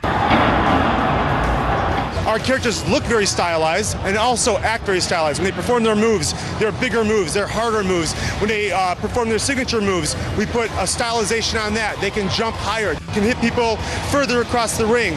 They can perform actions in a way that you've never seen before in a wrestling game. Hall of Famer Dusty Rhodes and his son Cody, who's a current Famer. That's what we're calling you. Okay, Yeah. What's it like having a character in a video game modeled after you? Well, to be in a video game is phenomenal anyway because you got to be somebody to be in a video game. This opportunity with All Stars, they have a big brush stroke. Opportunity to wrestle my own son in this game. Opportunity to wrestle against John Cena is really cool stuff going on. It's just amazing to see how they put old and new with this big broad stroke and this excitement that goes with it. Was there a lot of wrestling going on in your household growing up? We try to keep it pretty normal at home. The only thing that's not normal is when you walk in the laundry room and there's 8 pairs of trunks hanging up and stylized jackets and really eclectic superhero clothing. Did you always want to be a wrestler? It's funny because he didn't push me into the wrestling industry. I just happen to love pro wrestling. I never expected that I'd be in a WWE game. It's a surreal thing, actually. Very cool. Guys, if you love video games, and you should, there's only one safe haven, Olivia's living room. And G4TV.com, I lied, there's 2. There are 2 places there are. There's over 25,000 videos, gaming news as it breaks, HD content, previews, reviews, and original web shows that you won't see anywhere else. This is the greatest website in the history of the universe. And they pay me to say that, but I would even if they didn't. Let it be written. KevinPerera.com is a fantastic website, Thank you. might I add. I owe you a 20. G4TV.com, it's like video game TV, but online. On the webs. Don't go anywhere. There's more E3 2010 on the way, everybody. Including the latest installment of one of the world's most beautiful racing games ever, Gran Turismo 5. And we'll have new instruments for the game that your lame neighbors will hate. Beat on your door and call the cops. I hate them. I hate them too. It's Rock Band 3, everybody. G4's coverage of E3 2010 Live continues right after this.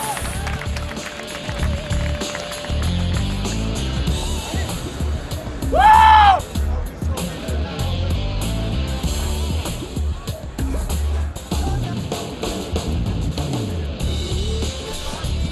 E3 2010 Live is brought to you by G4TV.com. 25,000 gaming videos, news, reviews, and much more.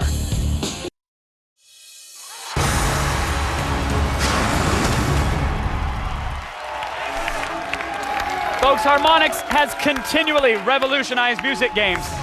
Way back in the day, before there were ever plastic instruments, they've done the downloadable content, the Rock Band Network, and coups like landing, of course, the entire Beatles catalog. But now they're bringing even more to the table with Rock Band 3. So let's go hands-on and get some calluses on our old fingers, shall we?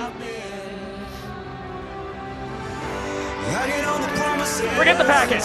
Here to show us the next song in the Rock Band playlist.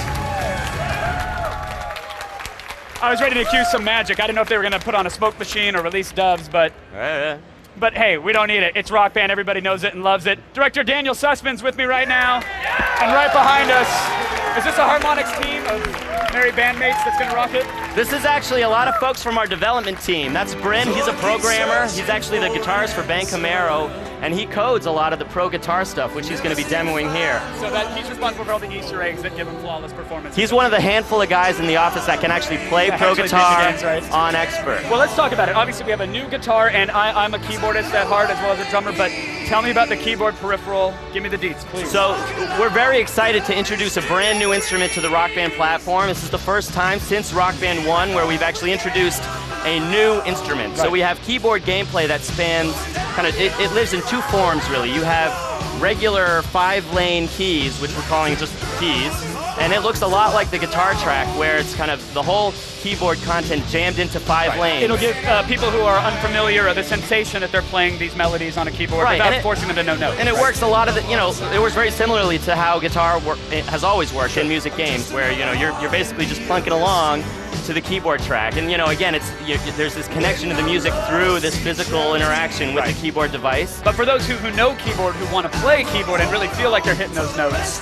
so we're introducing Rock Band Pro with Rock Band 3. It spans guitars, keyboards, and drums.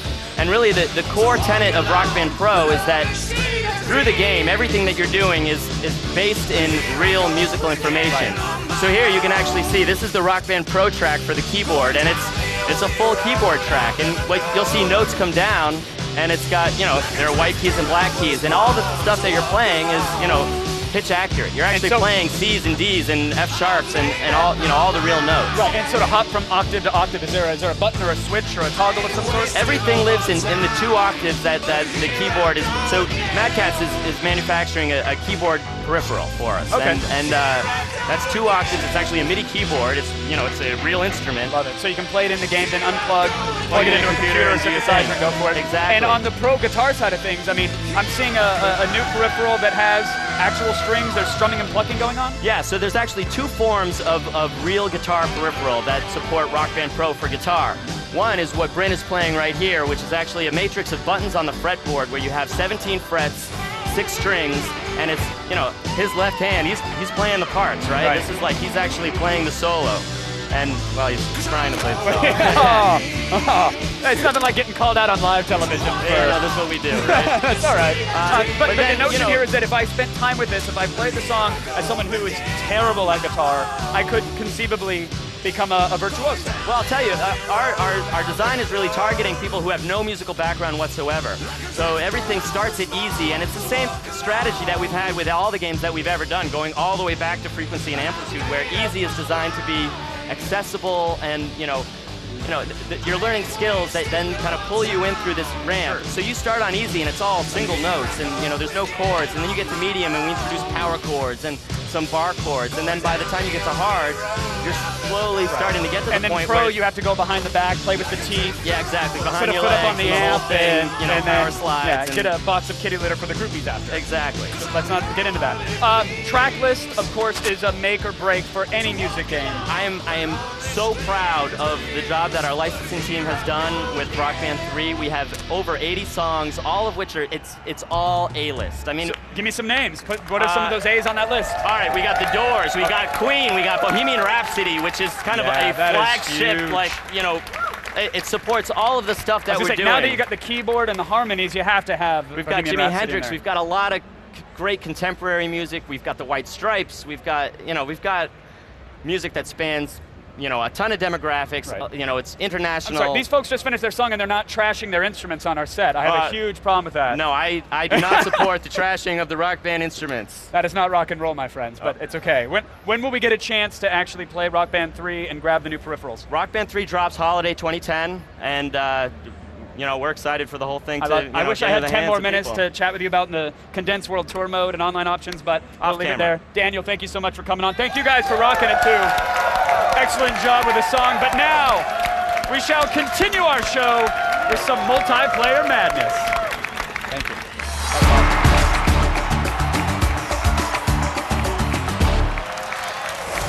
Hey everybody, welcome back to our exclusive first look at Gran Turismo 5, now with NASCAR action.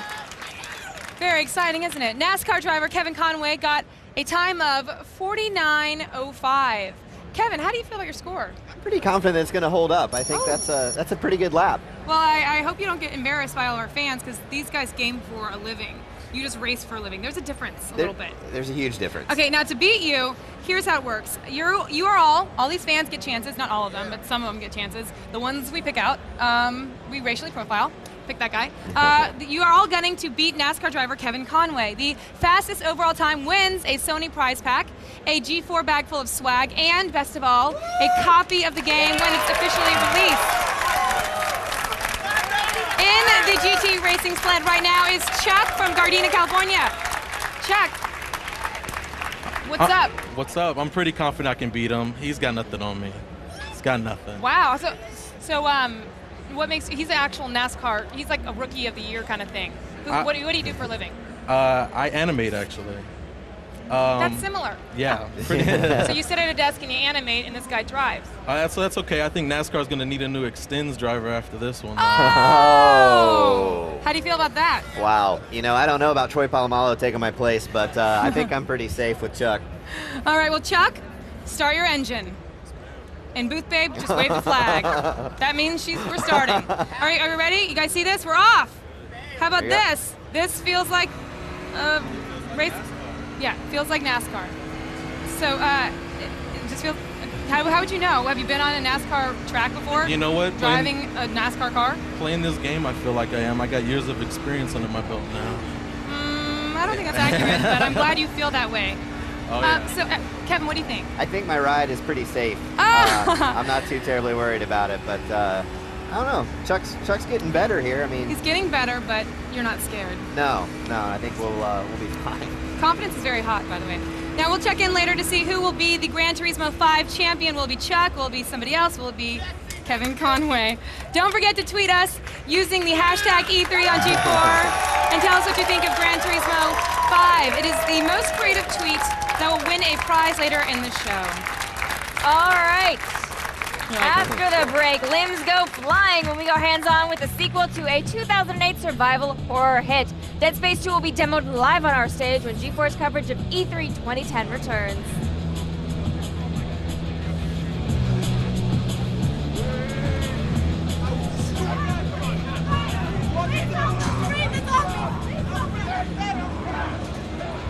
E3 2010 Live is brought to you by Burger King. Burger King is open till 2 a.m. or later. Don't go to bed before the king.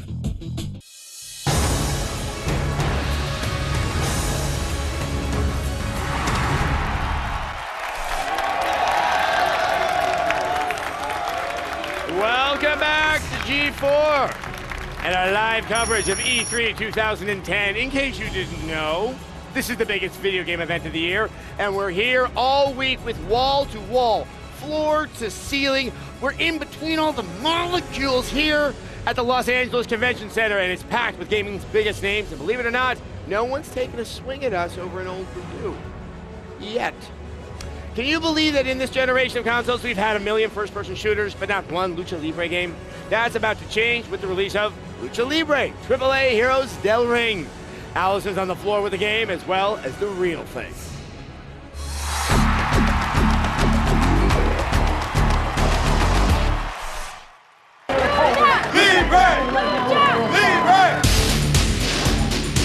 Wrestling is wrestling. But when it comes to Lucha Libre AAA 2010 Heroes del Ring, it's all about skill, showmanship, and the cool masks.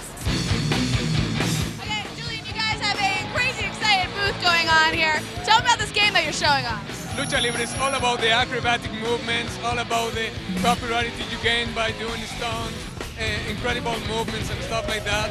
And the idea is that we're making all this culture of the Lucha Libre and trying to put it on this video game. So tell me about the style of gameplay and how does it work? The idea is that you have to make grapples. The grapples are like the key point of the game. Besides grapples, you have to make taunts in order to gain popularity. The idea is that you have to humiliate your enemy to take his popularity and put it on you. The more popular you are, the more moves you are going to make. The more fan appreciation that you get, the better you become. Exactly. What about the masks? That's why we love Lucha Libre. Tell me about the masks. How are they involved in the game? So we have this mask versus hair mode in which you are waging your mask, and if you lose, you have to play online without your mask. You have to reveal your face. Do you know when the game will come out? August 9th. August 9th of this year? Yeah. You can pick up Luchadore really, really soon, people.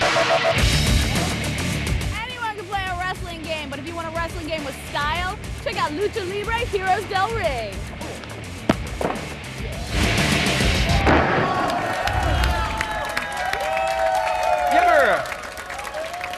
You ever just get very startled by a video game? A little bit. Yeah. Dead Space is one of those, folks. Yes. Dead Space introduced us to the concept of strategic dismemberment. They actually put that into the game lexicon, and it's a glorious thing to have. Necromorph killer Isaac Clarke returns in Dead Space 2. Let's go hands-on and see what he's up against.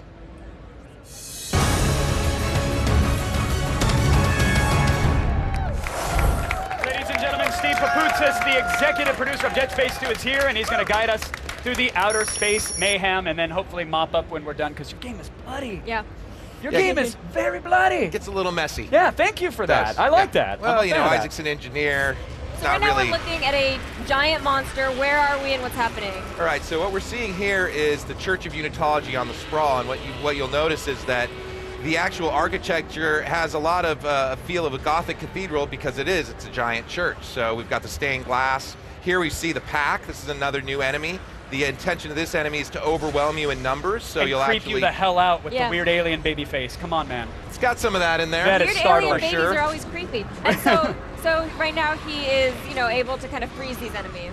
Yeah, so what Rich did right there was he actually used stasis to slow the enemy down, and then he used the javelin gun to impale it, and then he used the alt fire on the javelin gun to actually ignite it, so creating an area effect that actually burns and damages enemies in the vicinity. So it's all about quick switch weapons and combos and dispatching of enemies the way you want with the weapons that you have? Yeah, I think you really want to make use of all the different tools Isaac has, but also there's another new thing that we've got going, which is the ability to actually dismember limbs from enemies and grab those discarded blades, pick those up with kinesis, and then fire them back at enemies and nail them to walls. The ultimate humiliation, beating someone to death with their own hand or arm or tentacle. Yeah. So catch us up on Isaac. Where is he? What is going on? What have you done with him this time around? So Dead Space 2 actually takes place on a place called the Sprawl, which is located on Titan, one of the moons of Saturn, which is the location of the very first planet crack ever in the Dead Space universe. So the Sprawl is a giant space city, and like they have on cities, like they do, is a giant Church of Unitology. Sure. There's a lot of other locations on the Sprawl, so this is just one of the many different environments players are going to get to experience. And I do like that you're still representing health visually. On our hero. So what kind of weapons are we going to get to have? Well, as far as the weapons/tools go, the one we're showing off here today is the javelin gun. It actually fires off. And you can show it off all day. I love it. Well, showing it off. Yeah. So it'll actually fire off a giant spear into an enemy like that, and then pin him to a surface. So that's the new one we're showing today. But we've got a few others in store that we're kind of keeping on the down low. And was there a challenge with we were talking before about like minor tweaks that you made to the game, showing ammo counts when you switch a weapon and whatnot. Was there a challenge for you going into this as like Dead Space, the first one, incredibly successful, fans loved it. Can you tweak too many knobs and then break that original formula? Or did you say, you know what, we're going to do what we want with Dead Space 2 and that's it? Yeah, I think you absolutely can do that. You can totally screw things up if you just overthink it or throw away a formula that the players really enjoyed. And, we got the opportunity to make Dead Space 2 because players enjoyed the first one. So we want to make sure whatever we're doing in the second one meets with their expectations. So we've been really cautious about, minor little tweaks. Like you mentioned, when you bring up the weapon switch UI for those few seconds when it's on screen, showing exactly how much ammo is in each weapon. People ask for that. That's one small refinement. But we've also gone in and made Isaac a little bit more responsive, so that when people pick up the controls, if they've never played Dead Space before, it feels very natural. Those are some of the small tweaks we've done. On a larger scale, we've actually improved zero gravity. Now you're able to move in full 360-degree space. Last time you jumped from point to point. Right. So we've mixed that up too. But there's a lot of little nuanced changes in the game. Now, something that fans really liked had good pacing, and there was always kind of a surprise around the corner. Have you tweaked the pacing any, or have you kind of gone with the pacing in Dead Space? Well, we can't, being a survival horror game, right? We can't replicate that formula because it becomes predictable. If you think about horror, what works is relatability, things that people actually believe could be real, and then you have to mix up the pacing or the timing. So in Dead Space 2, we're definitely going to take cues from what we did, but we really want to mix it up. If you think about it in musical terms, like on the 2s and 4s, you might be doing something. Maybe in Dead Space 2, it's on the 1s and 3s, but it's gonna feel similar yet different. So rip off an alien baby's head on the downbeat, and then for that accent note, you throw the head at another. Yeah, and then a little triplet, and then a little, just snare playing flourish. jazz with dismembered limbs. I like it. Exactly. And it's not just a static world that you're in. You can actually use the environment to help dispatch the enemies, correct? That's right. We're not showing it today, but there's a whole other new mechanic that we call decompression, where you're actually able to go into an area, and if you fire a shot, you can actually break a pane of glass and suck enemies out into the vacuum of space. Now that can work for you or against you. Now imagine you're in a dark environment, you can't see an enemy, you don't know he's standing in front of one of these windows, and next thing you know, bam, you're getting pulled out. So you've got to quickly look for a way to shut that window so you don't get sucked out. So cool. It's a risk-reward mechanic. Now, we're familiar with the necromorphs, but there are new enemies, so can we talk a little bit about how they factor into the game? Sure, so we've evolved the kind of rogues gallery, so to speak, of enemies. Again, we have the pack, who's new, the tripod that folks got to see here, we've got the puker, we've got the stalker, the crawler. I'm sorry, the puker, the what is he like? Tell me about this puker of yours. Is he a gentleman? He plays chess? Charming. Yeah, he's kind of like a cross between a Pegasus and a unicorn. Oh, okay. That kind of thing. I'm imagining projectile vomits involved, though, Exactly. as well. Okay, good. He's So like it's not just a puking clever all name. over. He's like trying to puke down Isaac's throat. There's a lot of vomit. And what are the strategies for taking out those enemies? Are going to be similar to the necromorphs, or are they going to be totally different? Well, they are still necromorphs, Right. but for example, with the puker, if you actually sever one of his limbs, it's going to start emitting this disgusting bile that will actually damage other enemies. So if he's near, a bunch of, let's say the pack is around, and he actually sever one of those limbs and just the pus and vomit and all that comes out, those guys are going to take damage too. So I you just got to mix imagine it up. some viewer with a hot pocket inches away from their mouth, and it's now all over the place. Yeah, because that's what you do. Dead Space 2. And you do it well. What So are we gonna when do? can we play it? When can we be disgusted with the puker and zero gravity environments and all that fun? January 25th, 2011. Cool. Sounds good. Thank you Yeah. so much for coming by and Thank bringing you. us Dead Steve, really Space 2. appreciate it. Thank you so much. Miss Munn! Hey guys, coming up, we've got a live hands-on demo of EA Sports MMA, which features legendary fighters like Randy Couture and internet favorite Baz Rutten. The fists will be flying right after this.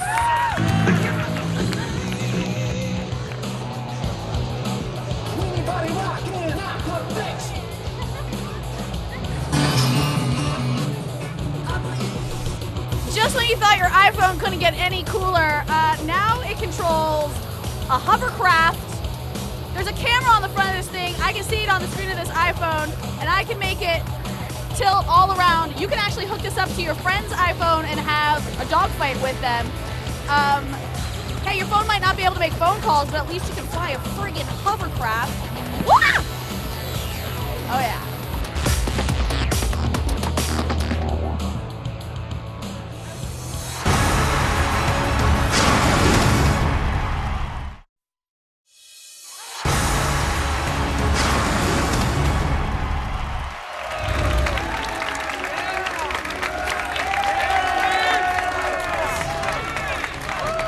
Hi everyone. That's no, it's us, it's everyone. Thank you. We're all here. Welcome back to E3 2010 Live, and welcome Mr. Blair Herter to the stage. Well, thank you, Olivia Munn. Very exciting. Yes!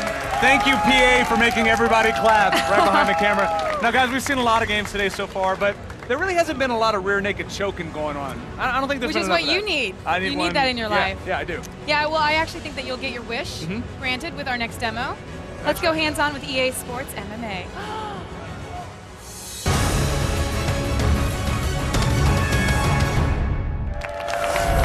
All right, This here to is take your us game. inside This the is game. you. This is You're- all me right this here. guy Creative loves director, this. EA Sports MMA, Jason Barnes. Jason, thank you so much for being here, Jason. sir. Thanks for having me, guys. Really appreciate it. Really excited to be here. Now, Jason, we spoke a little bit before this interview. We said there is a game out there, obviously UFC Undisputed, but it's such a huge sport. It's exploding on the scene right now. What are you guys bringing to the table? How are you putting the EA Sports name on this? Well, with EA Sports, you know you're going to get quality, you know you're going to get depth. What we see with EA Sports MMA is a global sport. It's not one league. It's played worldwide. It's played in Japan. It's played in Brazil. I mean, fights take place in England, everywhere, and you're going to see that. If you look at the footage right now on screen, you see a fight taking place in Brazil in a round cage. You're going to have those different options. You got Jason Mayhem Miller fighting the current Strikeforce middleweight champion Jake Shields, but they're not fighting in Strikeforce. They're fighting under a totally different rule set. So we have multiple rule sets. We have Japanese rule set that allows knees on the ground, something different. So you're going to get a variety of different things with the worldwide aspect of mixed martial arts. Speaking of variety, MMA encompasses all different types of styles of fighting. So will this game also be able to play every style of fighting? Definitely. Mixed martial arts has evolved so much over the last 20 years as a sport, but at the same time, like you said, you have different styles. You have Brazilian Jiu-Jitsu with guys that are great on the ground. They're going to put you in rear naked choke, something you're looking forward to, from what I understand. So weird when we make eye contact when he says that rear to me. naked choke, and it's like you look right past me. I know, Olivia's not even here anymore. It's just me and you talking about rear naked. So we got the Jiu-Jitsu side of it, which is awesome, but then you have stand-up strikers, whether it's someone like Kung Lee, who's going to throw spinning kicks. He actually came in motion captured with his own kicks. Yeah, that must be really hard to do because there's so many different styles of fighting. They're all so specific and they're all an art unto themselves. So to be able to encompass that in your game is really fantastic. The little details. Well, thank you. And what we're trying to do is give the sport is a complex sport, and we know that, but we're trying to give people easy access into it with simple control that's consistent. Whether we're in a stand-up fight, in a clinch, or on the ground, you're going to find simple control, and the depth really comes from the timing and the subtle little passes and movement on the ground. That means that you can stop clapping and actually pretend like you're a real fighter. I'm holding my hand up in victory already. And let's talk about those controls. Obviously, this is a very nuanced sport. Now, something that you guys, I think, brought to the table with Fight Night is that you made boxing feel like boxing. This is something you can go from striking to grappling to submission in a matter of seconds. So talk about the control scheme. How's that all going to work in this game? So Fight Night laid a great groundwork, as you know, with total punch control. But what we have is total strike control. Because in mixed martial arts, now all of a sudden we're able to throw kicks, spinning back fists. So we do that with a simple kick modifier, and you do the same gestures that you would do for punches, but you do it for kicks. And like I was saying earlier, if I get you in the clinch, I'm going to throw knees the exact same way. Or if we go on the ground, as we saw earlier in the footage, you're seeing knees on the ground. It's a simple control. Now grappling, that's where things get a little bit more complicated in most people's mind. But what we have is a strike to pass, pass to strike system. Okay. That's what we've heard from our fighters that have come in and talked to us. And what that means is if we're on the ground and I'm worried about you punching me in the head and I'm covering up, that's going to mean that I'm allowing you to then advance to a better position. So that is the key. So am I making a choice to grapple or am I making a choice to strike? And that works if I'm on my back or if I'm on top on the ground. Now there's a career mode in this game too. Tell us about that. So we're not going into that many details with our career. All mode. the details right now. All the details. Right now. Basically, you can start with a player and take them like all the way through, from the beginning. Yes, you'll be able to win a championship. But the key with our career mode is with any EA Sports career mode, you know you're going to have depth. And what we're going to be able to do is take that photo face right there. Oh, that beautiful create face that right fighter, there. And then we're going to bloody it up with some elbows and some knees. That sounds like a lot of fun. So you're going to be able to play online and also, like, with that creative fighter. When you win, you win money that will allow you to, get more powers and kind of get more stuff. Yeah, so. More powers. More powers. Is there lightning coming out of people's fists in this game? Look, I'm superhero minded. MMA is like, but that's what you get. I just want powers. It's cool. It's okay to want powers. There's knockout power coming out of it. Fair enough. Now, see? Jason, Shut up. What consoles can we see this on? When are we going to see it in stores? You're going to see this on Xbox 360 and PlayStation 3. Our release date is October 19th. Awesome. A month and a date. I like it right there. I Not love something it. we get often on this No. stage right here. Well, thank you very much, Thank you so Jason. much. Everybody. Thank you. Thanks for being here, brother. Great job. Really Congratulations. appreciate it. Okay, our coverage of video games does not stop with E3. You can stay in the loop every single night with X-Play. TV's most watched video game show is jam-packed with breaking news, previews, exclusive hands-on demos, trailers, and reviews of all the latest games. Catch all new episodes of X-Play weeknights at 6:30 only on G4. And go to g4tv.com/Xplay for all of your gaming needs. Coming up in the next hour, we are going to have a world premiere demo of Assassin's Creed Brotherhood. One of this generation's most popular single-player franchises is now tackling multiplayer. You're going to get all the details right after this.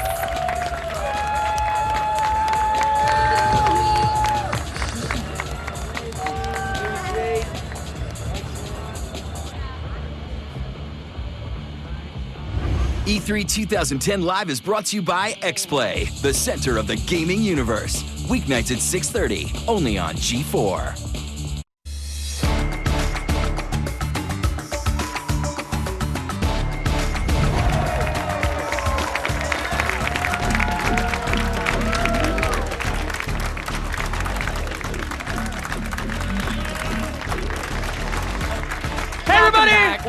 back to GeForce coverage of E3 2010 Live, presented by Burger King. Coming up, we've got burgers. Mm-hmm. Yeah, okay. And it's, I like burgers. I've eaten them before. Like food. We've got not really a give and take back here. What do we have, Olivia? We've got a hands-on look at Brink, the new shooter from Splash Damage. That's all about quick kills and hauling ass. Plus, we have a demo of Gran Turismo 5. Creator Kazunori Yamauchi will take us inside the long-awaited racing sim, and that is an understatement. I was this tall when they started development. It's true. Yeah. And later, Killzone 3. Learn everything you need to know about the PlayStation 3 exclusive. But first, let's send it over to Adam and Morgan for a world premiere demo. It is time to go back to Italy for some good old-fashioned assassination. Yeah, Ubisoft is taking the Assassin's Creed franchise in a new direction with Brotherhood, which continues the story of Ezio. Let's go hands-on. Here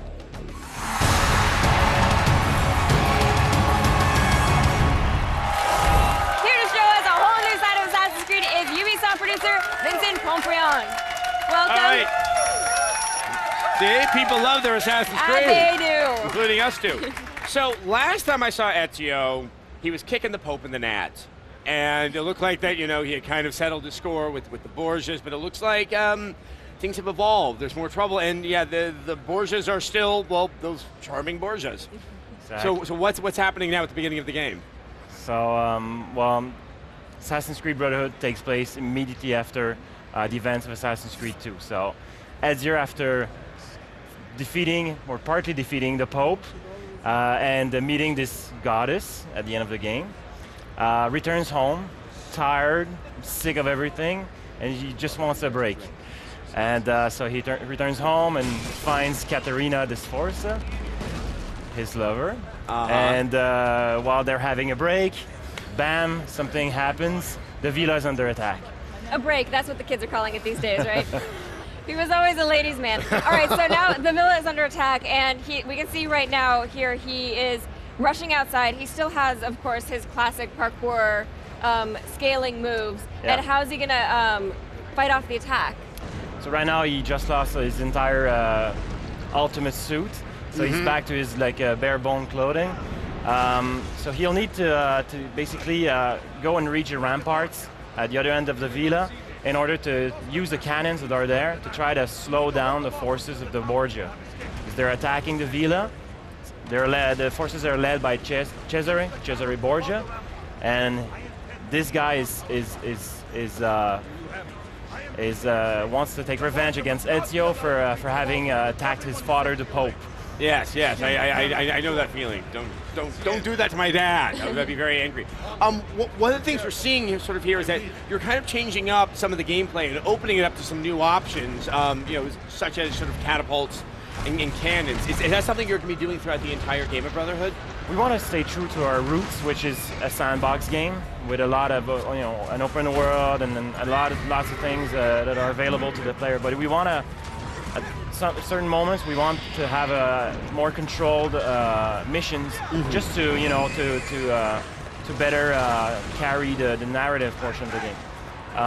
In this case here, we get to see an aspect of the horse, so it's a partly controlled, or we call it an exotic segment of the horse. In the game, there will be horses, but they'll be freely available for transportation, but also for fighting against other guards. Okay. Now is combat something that you guys have changed at all, or is it going to be familiar to people who are familiar with the game? It depends. We like to listen to our fans, and some of the people said that they wanted a faster-paced fighting system, especially for more aggressive players. So what we did here is that we reworked the entire AI beneath the animations to make it more aggressive and feel that the AI are more intelligent, are more strategic. And we've added an entirely new layer of offensive moves and mechanics. I'm going to have to ask you to do this briefly. I know this is going to be challenging, but the guild system, this is something that's brand new for Brotherhood. What's kind of the basic implementation of it? Yeah, the idea is that we're suggesting that Ezio cannot defeat the Borgia alone.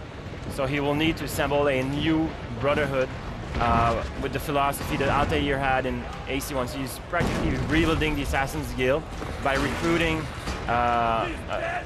rebels without a cause all across the city of Rome, and we'll recruit them and then train them by sending them on missions. So we have, it's like we have a game within the game. It's going to be, you'll see a map of Europe, and different missions will, at different times, will be available. And you can choose which of your assassins you're going to send to those missions. And it's like a gambling system. So certain missions will be very hard, and you'll need to select the right people to send. If they come successfully, and there's a chance they might not, they return with experience points, which you can spend on certain skills. So once that's done, then you can use your assassins in the game. So it's a good strategy element that's inside of the game. Well, awesome. When are we going to be able to play Brotherhood? November of this year. Cannot wait, cannot wait. Thank you so much for coming by, Vincent. And of course, for all of you out there, stay tuned tomorrow for a demo of Assassin's Creed Brotherhood's multiplayer. 2K Games is here in full force with a bunch of new titles. There's Sid Meier's Civilization 5, the sand-driven shooter Spec Ops, The Line, as well as the long-awaited return of XCOM. Alex Simoes has all the details.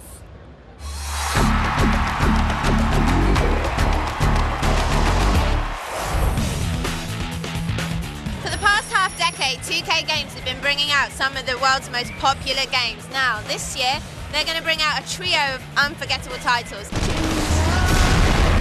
Special Ops, The Line. So tell us about it. Spec Ops The Line is an intense third-person military-themed shooter which is in Dubai after a series of catastrophic sandstorms have devastated the city and provided a lot of new opportunities for gameplay involving verticality and in this amazing environment. The main character, is he a lone gunman or has he got a team behind him? So Captain Walker is the leader of an elite Delta Force unit, and as the player you get to control Captain Walker and the squad that he plays with. Cool, sounds awesome. So when can I get my hands on this? 2011.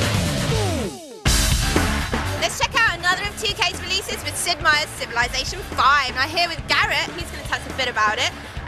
This is like the 5th one in the series. What's the plot of this one? Oh, well, in Civilization 5, you start out as a settler, and you just found your first city and grow your empire from the dawn of civilization to the future. How accessible is it for people who are new to this series? We've done a lot of work in Civilization 5 to make it even more accessible than any other civilization. Cool, and when's it released? It releases in September 21st in the US and September 25th for the rest of the world. Cool, I look forward to it. So here's another one of 2K Games' kick-ass titles, the newly revamped XCOM. I'm here with Jonathan. He's going to tell us a bit about it. So what makes XCOM different from the original? First and foremost, it's a first-person shooter. That's the key difference. But we're retaining a lot of elements of the original game. Things like the strategy and unraveling a mystery behind a strange and deadly and unknowable enemy as it invades its way into America. Okay, so we're a big fan of Bioshock 2 here at G4. So what is it similar to that at all? Obviously, we're leveraging all of the experience that we've built up in making Bioshock 2, so that you'll be able to expect things like the rich world, the very striking visuals, and great characters. Cool. And when's it out? It's out in 2011. Okay, brilliant. Well, thank you. And there you have it. There's 2K Games' E3 lineup, and G4 are here giving you the biggest and brightest exclusives on some of the games. Coming up, we will go hands-on with Brink, the new shooter from Splash Damage. The game features a unique free-running system that takes first-person combat to a whole new level. All that and plenty more when G4's coverage of E3 2010 continues.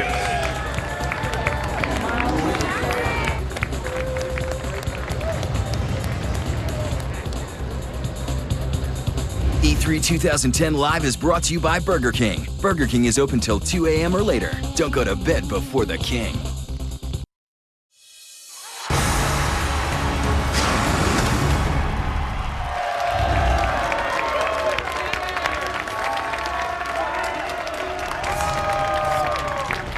All right, if you like the combination of online multiplayer and non-stop action and blasting people away, well, we know you do. Our next game is for you folks. Let's go hands-on with Splash Damage's Brink.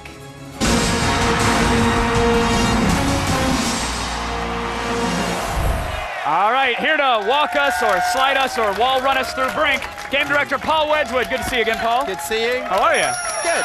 It's been a little while since we first heard of Brink, so bring us up to speed. This is a futuristic squad-based shooter Right. But somebody tripped and spilled a vial of parkour into the first-person shooter mixture. Yeah, you know, it's at its heart, it's a shooter. So it's about shooting people, it's about visceral combat, and that's really important. But what we wanted to do was take those kind of frustrating artificial constraints out of shooters. I mean, you know, back as far as the Quake days, you know, back in the day when we played years ago, you'd run up to a table and you jump up and you just can't reach it. Or you've got a wall, it's just this high, you still can't climb over it. So what we're doing with Brink is we're removing all that stuff. We've got a new system called SMART. It stands for smooth movement across random terrain. But what does that actually mean? Well, basically, if I run towards something like a table and I hit the button, I'm going to vault over it and slide across the top. Oh, you're not going to set it for dinner for friends. You're actually going to use it in an action context. Yes. Got it. Yeah, and hopefully shoot at the same time. Right. I can run towards the same table and look below it and slide underneath. I can run along and jump and vault up a wall or mantle over the top of something, but it's not an autopilot, it's not taking over control from you, so there's no canned animations. You know, if you're aiming and shooting and stuff like that, it doesn't interfere with that, so it's about movement and shooting. I can decide to vault over something or run somewhere while blasting away Yeah, at something. exactly, and the really weird thing is that when we go back and play our past shooters, like the enemy territory games that we made in the past, it's really frustrating now because you just can't do the stuff that you can do in Brink. You find yourself going back to the old games, mashing buttons, expecting to do some crazy double backflip. Yeah, exactly. Oh, there's that little space you want to crawl under you can't do and so on. But let's touch on the class-based combat because I'm a huge fan of playing a role on a team or a squad and trying to facilitate that. What are the classes here and who are we fighting and why? Well, you see, the idea behind the game is that you take on a combat role that suits your preferred playing style. So if you think you've got a cracking aim, you could play soldier on the front line, pulling off like awesome mid-air headshots, planting heavy explosive charges, blowing through big gates, that kind of thing. But if that isn't really your thing, you could play a support role, say like engineer, and in fact never fire a shot, just put down defense turrets, landmines, shore up the base, buff your teammates' weapons, and still level up and still advance your game. But the idea behind Brink really is that you're fighting for the Ark. The Ark is this immense artificial floating city built at sea as part of a contemporary green vision just off the coast of San Francisco. Sounds loving. Towed out into the middle of the Pacific, and then boom, it just loses contact with the rest of the world. No ships, no planes, total radio silence. 20 years later, they're really running out of resources, so you get to fight as either the resistance, fighting on behalf of the refugees, or the security, so there's two complete story campaigns in the game. Very cool. And what I love is that there is that single-player campaign. We talk about squad-based shooters, even with all the elements you have, you immediately go, oh, okay, an online game, I'm going to be warring with clans, but you guys have focused on making sure that the single-player game is a full, complete, coherent experience that rewards you also in online. Sure. Well, you know, we have this reputation. We've been making shooters for 10 years. We've had like 15 million downloads of enemy territory, but those are hardcore multiplayer shooters, and we love really compelling single-player narratives, you know? So we wanted to create a game that really blurred the lines between offline and online gaming. And in Brink, irrespective of whether you play single-player, co-op with up to 7 of your friends, or in full multiplayer versus mode, you advance your same in-game character basically persistently. You get these cool outfits that represent what a badass you've become to your friends. You can get in and modify your weapons and put scopes on and red dot sights and silencers and muzzle brakes and front grips and magazine upgrades. And it's not two separate characters. I can take my single player character, bring that badass guy into the online world and then destroy friends there. Yeah. Very cool. When you talk about going to these levels like single player, you said you like a narrative. Is it, all right, you're in this level now, kill everybody, or is there an actual story that we're playing through to get to that there's arc? an absolute story. So you start out with a squad. We use full performance captured cinematics. So we've been in the studio with actors, you know, covered in all the little dots, recording their facial animation, their voices and everything they say. You didn't even need the dots for the faces, you just wanted to embarrass them and stick it all over, right? A big orchestral soundtrack and a real story arc, basically telling you the viewpoint from the resistance or the security through 2 complete campaigns. But when you're in that mission, you'll have a series of objectives that your squad needs to get done.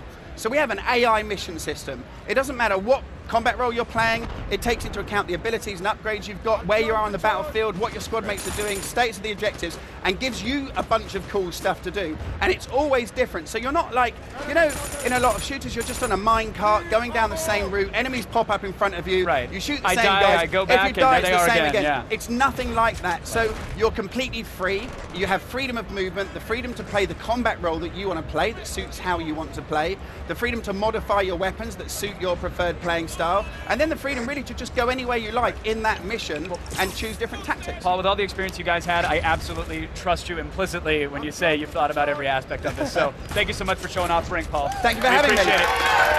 Hey guys, that's Brink. When can we get it? Real quick. Spring 2011. Spring of 2011. That's your answer. Now let's go to Olivia. Thanks, guys. Sorry about that.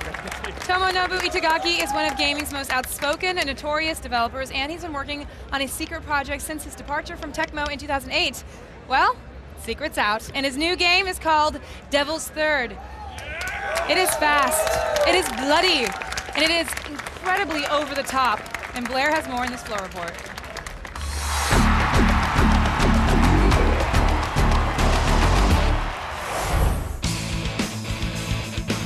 The man I'm about to talk to is so big we couldn't even interview him here on the show floor. They're hiding him in a room back there, but I'll give you a couple hints.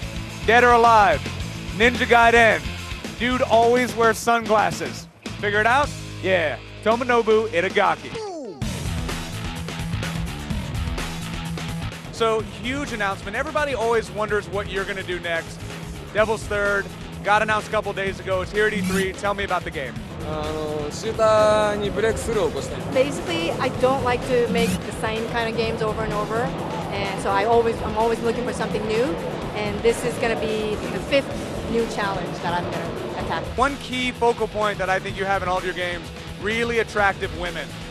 Do you find an attractive female model and then build a game around that? Is that how that works? You know, my policy has never changed from before. In this world, in terms of entertainment industry, there are only about 10 things from the top that you can count that are important. When you left Tecmo, you've made some amazing games since then. Seems like everything's kind of died down. Any hard feelings there? You wish them the best? I assume that you do. Of course, I do wish them well, of course. And I learned a lot there, and I think we developed a lot of good games there. You know, I think of Tecmo as my sort of an old home kind of thing, so I do wish them well. Excellent. Well, thank you so much for your time. This has been an absolute honor. Again, you start making the sunglasses. I want a pair of sunglasses. All right, a man, a few words. Not a lot to say about the game, but I think we got a lot of insight into the mind of a true gaming genius. Itagaki, a man of mystery? No. Still on the way, the creator of Gran Turismo 5 comes by for an in-depth look at the upcoming hardcore racing sim. This is the most successful PlayStation exclusive franchise in history with over 50 million units sold so far. The next game in the series will be on our stage right after this.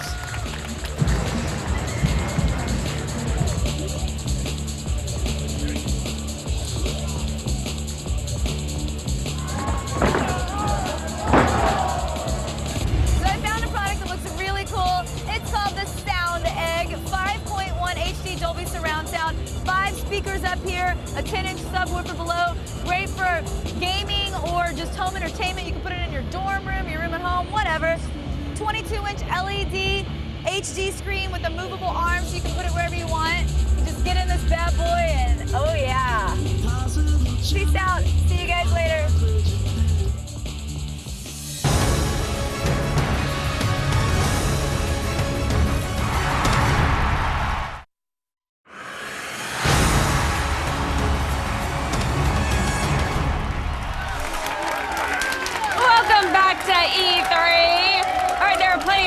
Out there, but only one series caters to bona fide gearheads. Now, the type of people who have episodes of Top Gear memorized word for word will love our next world premiere demo. It's Gran Turismo 5.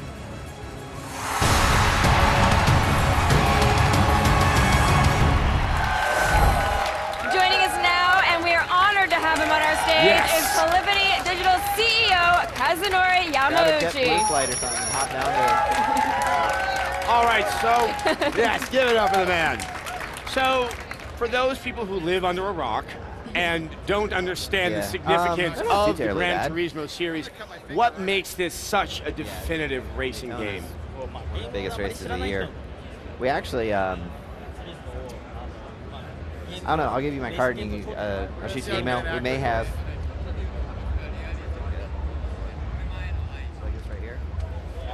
It's the realism and the love for cars that brings it to the top. And your physics engine has always been incredibly impressive. You want a bottle of Coke? Have you made tweaks to it in this version? That's off the back of the menu.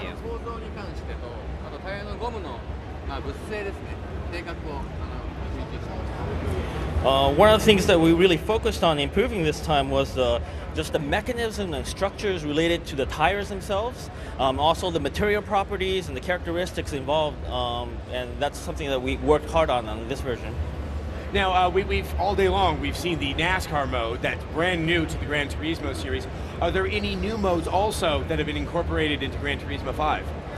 ナスカーのモードは今回いろいろ見せられたんですけど、それ以外のもので何かグランツーリスモで今回プッシュしたいものとか強調したいものってありますか？どれが一つってなかなか難しくて、グランツーリスモっていうのは、あらゆるアスペクトで最高のものを目指してますから、本当どのピースを取り出しても素晴らしいものになっていると思います。Yeah, it's actually really hard to raise just one thing because Gran Turismo consists of a multitude of things that you pull out any one thing from the game, it's going to be great. So it's hard to say with just one. And so now you've added night racing and collision damage. How do those affect the game? How does that affect the cars and how you drive? ナイトレースと衝突のダメージとかが追加されましたけど、その運転の仕方とかゲームにどういった役割というか影響があると思いますか？まずナイトレーシングに関して言うと、僕自身が24時間レースに年に2回ぐらい出るもんですから、夜のドライビング、見えない中でのドライビングの難しさっていうのはすごくよくわかるんですね。それをゲームで表現した方っていうのはナイトレーシングについて。Well, in regards to night racing, I've raced in a few endurance races, 24-hour races at night. And it's really difficult to drive at night when you can't really see. And I really wanted to implement that into the game where you can experience it. であとコリジョンダメージについてはやっぱり車が壊れるっていうことはレースに緊張感を生みますよね。それが狙いです。And when you add collision and damage to a game, of course you have the added tension of trying not to break your car. So it adds to the excitement and some of the fun factors. And you don't want to break those beautiful, beautiful cars. Obviously, you are quite the car connoisseur. Can you give us some ideas of some of the new cars and even some of the new tracks that we can find in Gran Turismo 5? もちろん綺麗な車壊したくないですし、新しい車とかコースとか何か紹介してもらえますか？この E3 では、イタリアのトスカーナだとか、あるいはスペインのマドリード、あるいはイタリアのローマ、そういったコースを新しく紹介しています。Yeah, in the E3 demo that we brought to this year to E3, you have the Tuscany course, the Madrid urban street course, and also the street course in Rome as well. All right. And I think a big question that a lot of gamers would like to know the answer to: when are they going to get to play this game? でゲーマーの待ち構えている質問は、いつゲームを遊べるんでしょうかと。11月2日発売です。It's going on sale on the 2nd of November. All right. We cannot wait. Thank you so much for being on our stage. Lucha-san, Again, thank you. it is Come a on, huge everybody. honor. Really appreciate it. Right now, let's send it over to Olivia and find out what's happening in the Twitterverse. Well, after a full day of E3 coverage, you might be experiencing sensory overload. Thankfully, there is a remedy, and Chris Hardwick is ready to administer it. Hey, Chris Hardwick here from Web Soup. We are gearing up for our most insane episode yet. It's our big season finale right after G4's exclusive coverage of E3. And what do we have on deck for you? I'm glad you asked. We had a tasteful of assortment nut shots. Delightful. An exclusive look at some very deranged video games.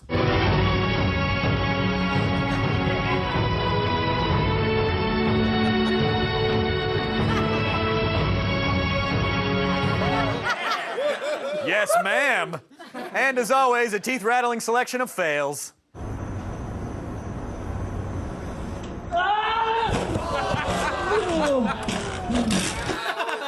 Nailed it. Yes, it's a positively gigantic season finale of Web Soup.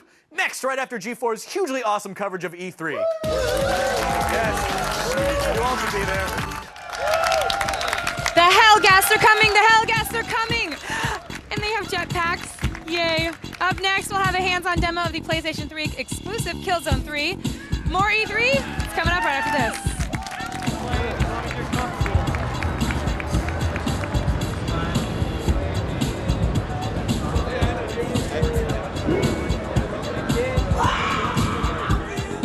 E3 2010 Live is brought to you by Web Soup, your weekly viral video fix of stuff you can't unsee. Season finale next, only on G4.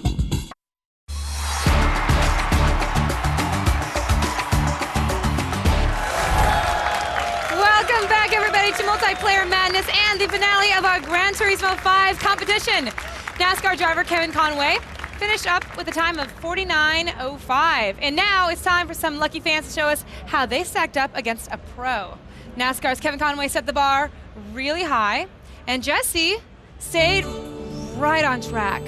Look at that. Oh, beautiful. Then little Bo Peep, couldn't find her sheep. See what I did there? Anyways. And then poor Chuck just kind of fell just a tad short. But you guys, I'd like to say you're all winners, but you're not. Only one guy gets a prize, and that means he's the only winner. Nobody topped Kevin Conway's lightning time, by the way, but Jesse Nenadich was just 1 second. Just 1 second away for the checkered flag. Look at that, with a time of 50.17 seconds. Oh, my wits! How's that? That's what you get. See, you get the G4 swag bag, and ladies, we got some stuff coming in. G4 swag bag, the Sony prize pack, a free copy of the game as soon as it's released, and that was handed to you from the man himself. Lots of ladies giving you stuff, and you got everything. This is everything. See this? Now every Sprint Cup driver wants to win one of these, right? How about that? Have you guys seen the Dreamcast 2? Oh. Sidebuster. He was wearing a microphone. He wasn't. He's doing something for his own show. Okay, but this is what you're going to win. Look. That's a lot of nuts. I know. Everybody likes nuts. That's nuts. Yay. Oh, wait, and a checkered flag. You put your nuts in my mouth. I did. No, there you go. Now, all show long, you've been sending in your tweets on Gran Turismo 5, and the winner of our Twitter challenge is Marco Gutierrez, a.k.a. @Marguts, who tweeted, Gran Turismo is the only racing series that has truly stuck to their roots of what created Polyphonic Digital in the first place. That's amazing. Congratulations, you get a Sony prize pack, a G4 bag filled with swag, and a guaranteed copy of the game as soon as it's released. How you feeling? I am speechless right now, but I would like to thank my manager for giving me the time off. All right, we're gonna go to break. Shut up. More show coming up. Shut up.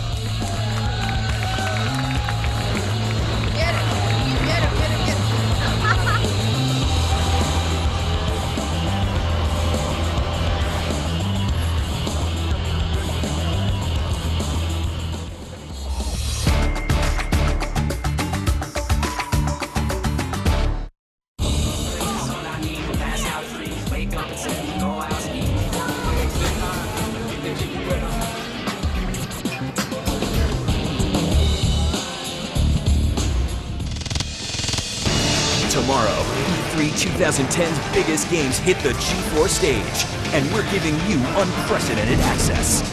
If a zombie outbreak happens in Vegas, does it stay in Vegas? Find out when we go hands-on with Dead Rising 2. Then, Medal of Honor returns with an explosive 3D take on modern combat. Plus, find out what new twists EA has planned for the year's most anticipated sports game, not played on actual turf.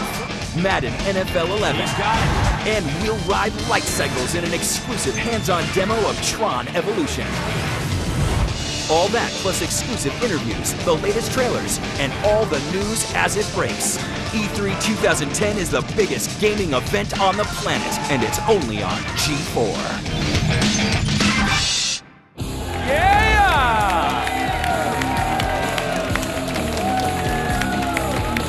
After years of hype and anticipation, Killzone 2 was finally released last February, and it delivered the goods. To say the least, and you will not have to wait as long, actually. In fact, the next chapter in the series, it's here. Right now. Right now. So let's go hands-on with Killzone 3.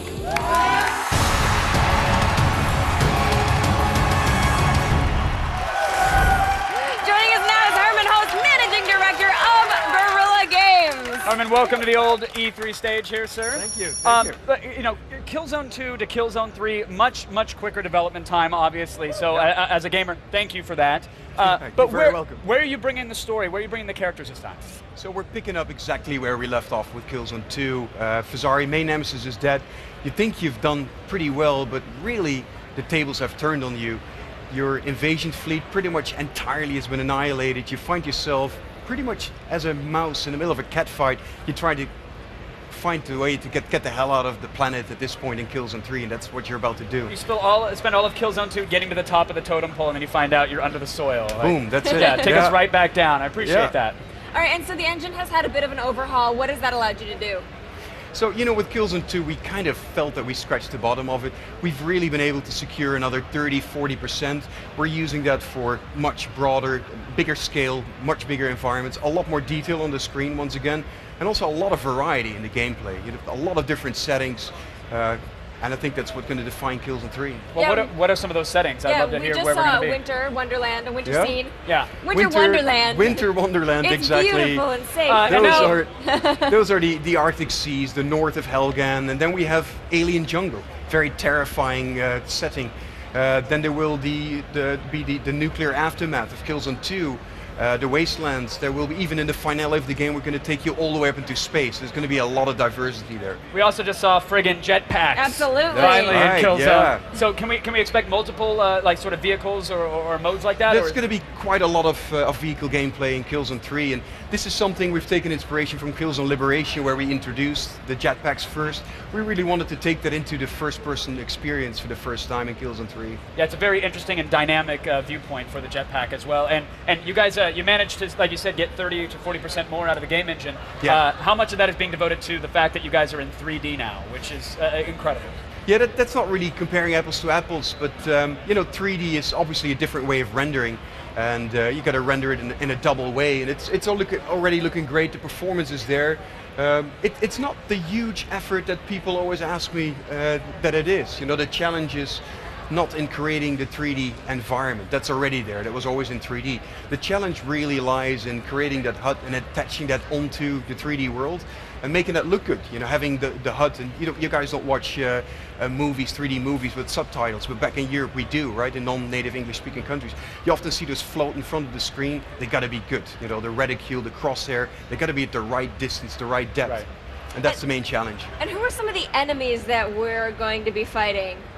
So the enemies are going to be a lot more brutal, a lot more what we call hard sci-fi. These jetpackers is the one that we're introducing, the level that we're talking about. These guys are... they look friendly, like they're going to drop down and give you a cookie basket? They're very friendly, and I think they're very much indicative of what you can expect in Killzone 3. You never quite know what to expect. In Killzone 2 we introduced the cinematic deaths. In Killzone 3, we've got that, but we're taking it to an entirely different level. You shoot one of these guys out of the sky, they come back, they arch, they might land at your feet, they might kill your buddy. You never know what to expect. So you think the job is done, you've killed them, and then they might swoop back when you least expect it. And weaponry-wise, I mean, Killzone's always been about thick, heavy guns and blowing people away. I'm assuming Killzone 3 is going to be no exception to that rule? Absolutely not at all. We're actually going back to an extent to Killzone 1, take inspiration from those massive gyro mount weapons that we had. So there's a minigun that you're using on the Intruder. Later on, we're introducing the Wasp, which is a kind of a nickname. It is a portable weapon of mass destruction, swarming missiles, but it also got like an aerial strike as a secondary fire option. Massive weapon. I like that the secondary function is an aerial strike. Yeah. Because I mean, that wasn't disastrous enough. It's a water gun, but it could also nuke a planet. Essentially makes you into a one-man army, which is a great empowering feeling after you've done all the hard work. Of course. And what about multiplayer? Because obviously solid single-player campaign, you're going to forward the story. What can we do when we get this game online with our friends? Multiplayer is really the other half of the game, as I call it. It's got a lot of innovation in it, a lot of cool new stuff. It's going to be very cinematic again. We're really focusing a lot on accessibility. We're making it easier for newer players to get into. We're also making it easier to play it with your friends, and the exact features I'll talk to you about more later in the year. And what is something that's in the game that's really going to speak to the fans of the series? And what did you have to include because the fans would not accept this game without it? The fans have been making a lot of noise about Rico as your main buddy, right? And they love him, and sometimes he can be a little bit frustrating. We've really sort of made him very useful. So now he's reviving you again when you least expect it. He's going to be very, very sweet to you. All right, well, Herman, the game obviously looks amazing. We know it's going to play amazing. When can we get our hands on the controller and actually get in the action? So, at the SCA booth, it's available here at E3. It's going to launch in February of next year, and it's going to be a global release. And that's going to include 3D and fully available in PlayStation Move functionality as well. The internet will cry that day. Herman, thank you for coming by. We really appreciate it. That was Killzone 3, everybody. But now let's check in with Miss Allison Hayslip one more time. She's out on the old floor there.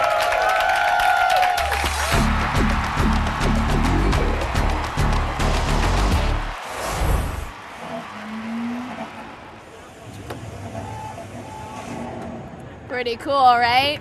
At E3, I get my very own exosuit from Red Faction Armageddon. I think I'm gonna take this puppy for a stroll and pretty much, you know, destroy booths I don't like, and at the booths I do like, just take all the swag that I want. I just have to figure out how to make it walk. Hey guys, how do I get this thing to walk? Wait, I'm not ready. Wait, how do I get out of this thing? Wait, help! I don't know.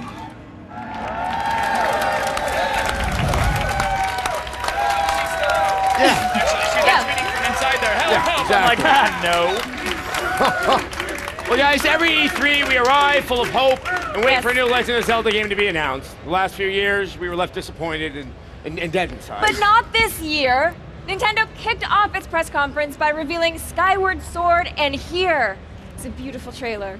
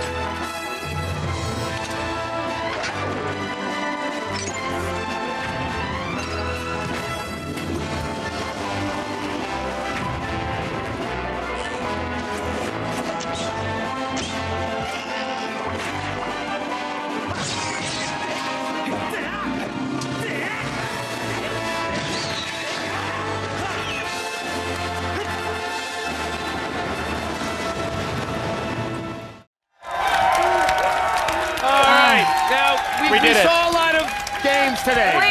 Mini games. We did. Kevin, what was one of your favorites? I had many favorites yet again, but thankfully some of you guys will be mentioning them. So I'm going to say Rock Band 3. Yes. And here's why. Here is why. Many people thought there was no innovation left in the rock band or the music genre. Look, they added the keyboard. The string guitar really caught me by surprise. Yeah. Pro mode, the 80s songs. There's a whole lot to love about it. I came to the show honestly not expecting to be that energized about another music game, and I'm fully back on board with Rock Band 3. Kevin, if you knew yourself at all, you get energized about every music. Well, I can play drums and pick up girls. Like, hey! If it's a Fisher-Price toy and it makes noise, I'm excited about it as well. But I really thought I was done with music games, and the keyboard peripheral, the string guitar, they did it again. I'm psyched again. Yeah, that's all. I actually, I spent a lot of time over on Gran Turismo 5, so obviously, I love that. Despite the fact that I'm both Asian and a female, I actually consider myself a very good driver, so I love all driving games. And of course, Rock Band 3, I'm really excited about, so I'm going to do a toss-up between the two of them. Morgan, what about you? You can pick two. Okay. I did pick two. All right, you can pick two. I'm going to say that I was actually really impressed with Gears of War 3. I was a little bit expecting it to be like, oh, we've all played Gears before, but I love the 4-player co-op. The enemies are huge and really imaginative. I really like the art direction in that game, where they have the giant pillars coming up with the enemies falling off of them. That's super awesome. Also, there's chicks. Super awesome. And beast mode. And beast mode's going to be fantastic. In fact, the enemies exploding, you have to kick them away after you chainsaw them. That's awesome, too. So that's why I picked monsters. Just give me more monsters. Because if I'm not terrified, well, then I'm not exercising. So it's you need to use your heart rate strength. I can keep my girlish figure that way. My choice, which I know was at least Kevin's choice, and now everyone else's. Yes. Rage. It just looks incredible. Absolutely, just kind of an eye-opener. It was so much fun to actually be up there with you, Kevin. I had seen that demo a couple of times. It was fun to see someone watch it for the first time. I was absolutely giddy. And how many people walked by and said, wait, that's running on an Xbox? Excuse me? It's inconceivable that is running on an Xbox. And what I love about that is that we're going to see games like that coming through as soon as people realize that it's possible. I mean, it really is an accomplishment. I've said it before. I think id's design is now, up there on par with their technology. On par with their technology, and it was like Tim Willits crawled inside my head and said, "Oh, that's what Adam likes in a game. Well, that's a good idea." What else did he find in there, Adam? After batting away the cobwebs, he found that little pool of tears. We don't talk about that anymore. We don't talk about that. We put that in a box and that put it on dark a shelf. room with the X on the door. But this is something also, if you're not seeing this in HD, you really need to go to G4TV.com. It's up on the website right now. It's up on the website. Watch it in HD. It's going to blow your mind. G4TV.com. Check it out there. It looks amazing in high def. Folks, good night, everyone. That's going to do it. You heard it here. G4's coverage of E3 2010. It's actually far from over. We're going to be back tonight at 9:30 with a very special live edition of G4TV.com's feedback. And tomorrow night at 6, we'll be back on the floor with even more hands-on demos, exclusive interviews, and all the breaking headlines. Guys, again, go to G4TV.com/E3 for anything that you might have missed this week. There's a lot of it. And right now, stay tuned. The season finale of Web Soup. Thanks for watching. Thank you.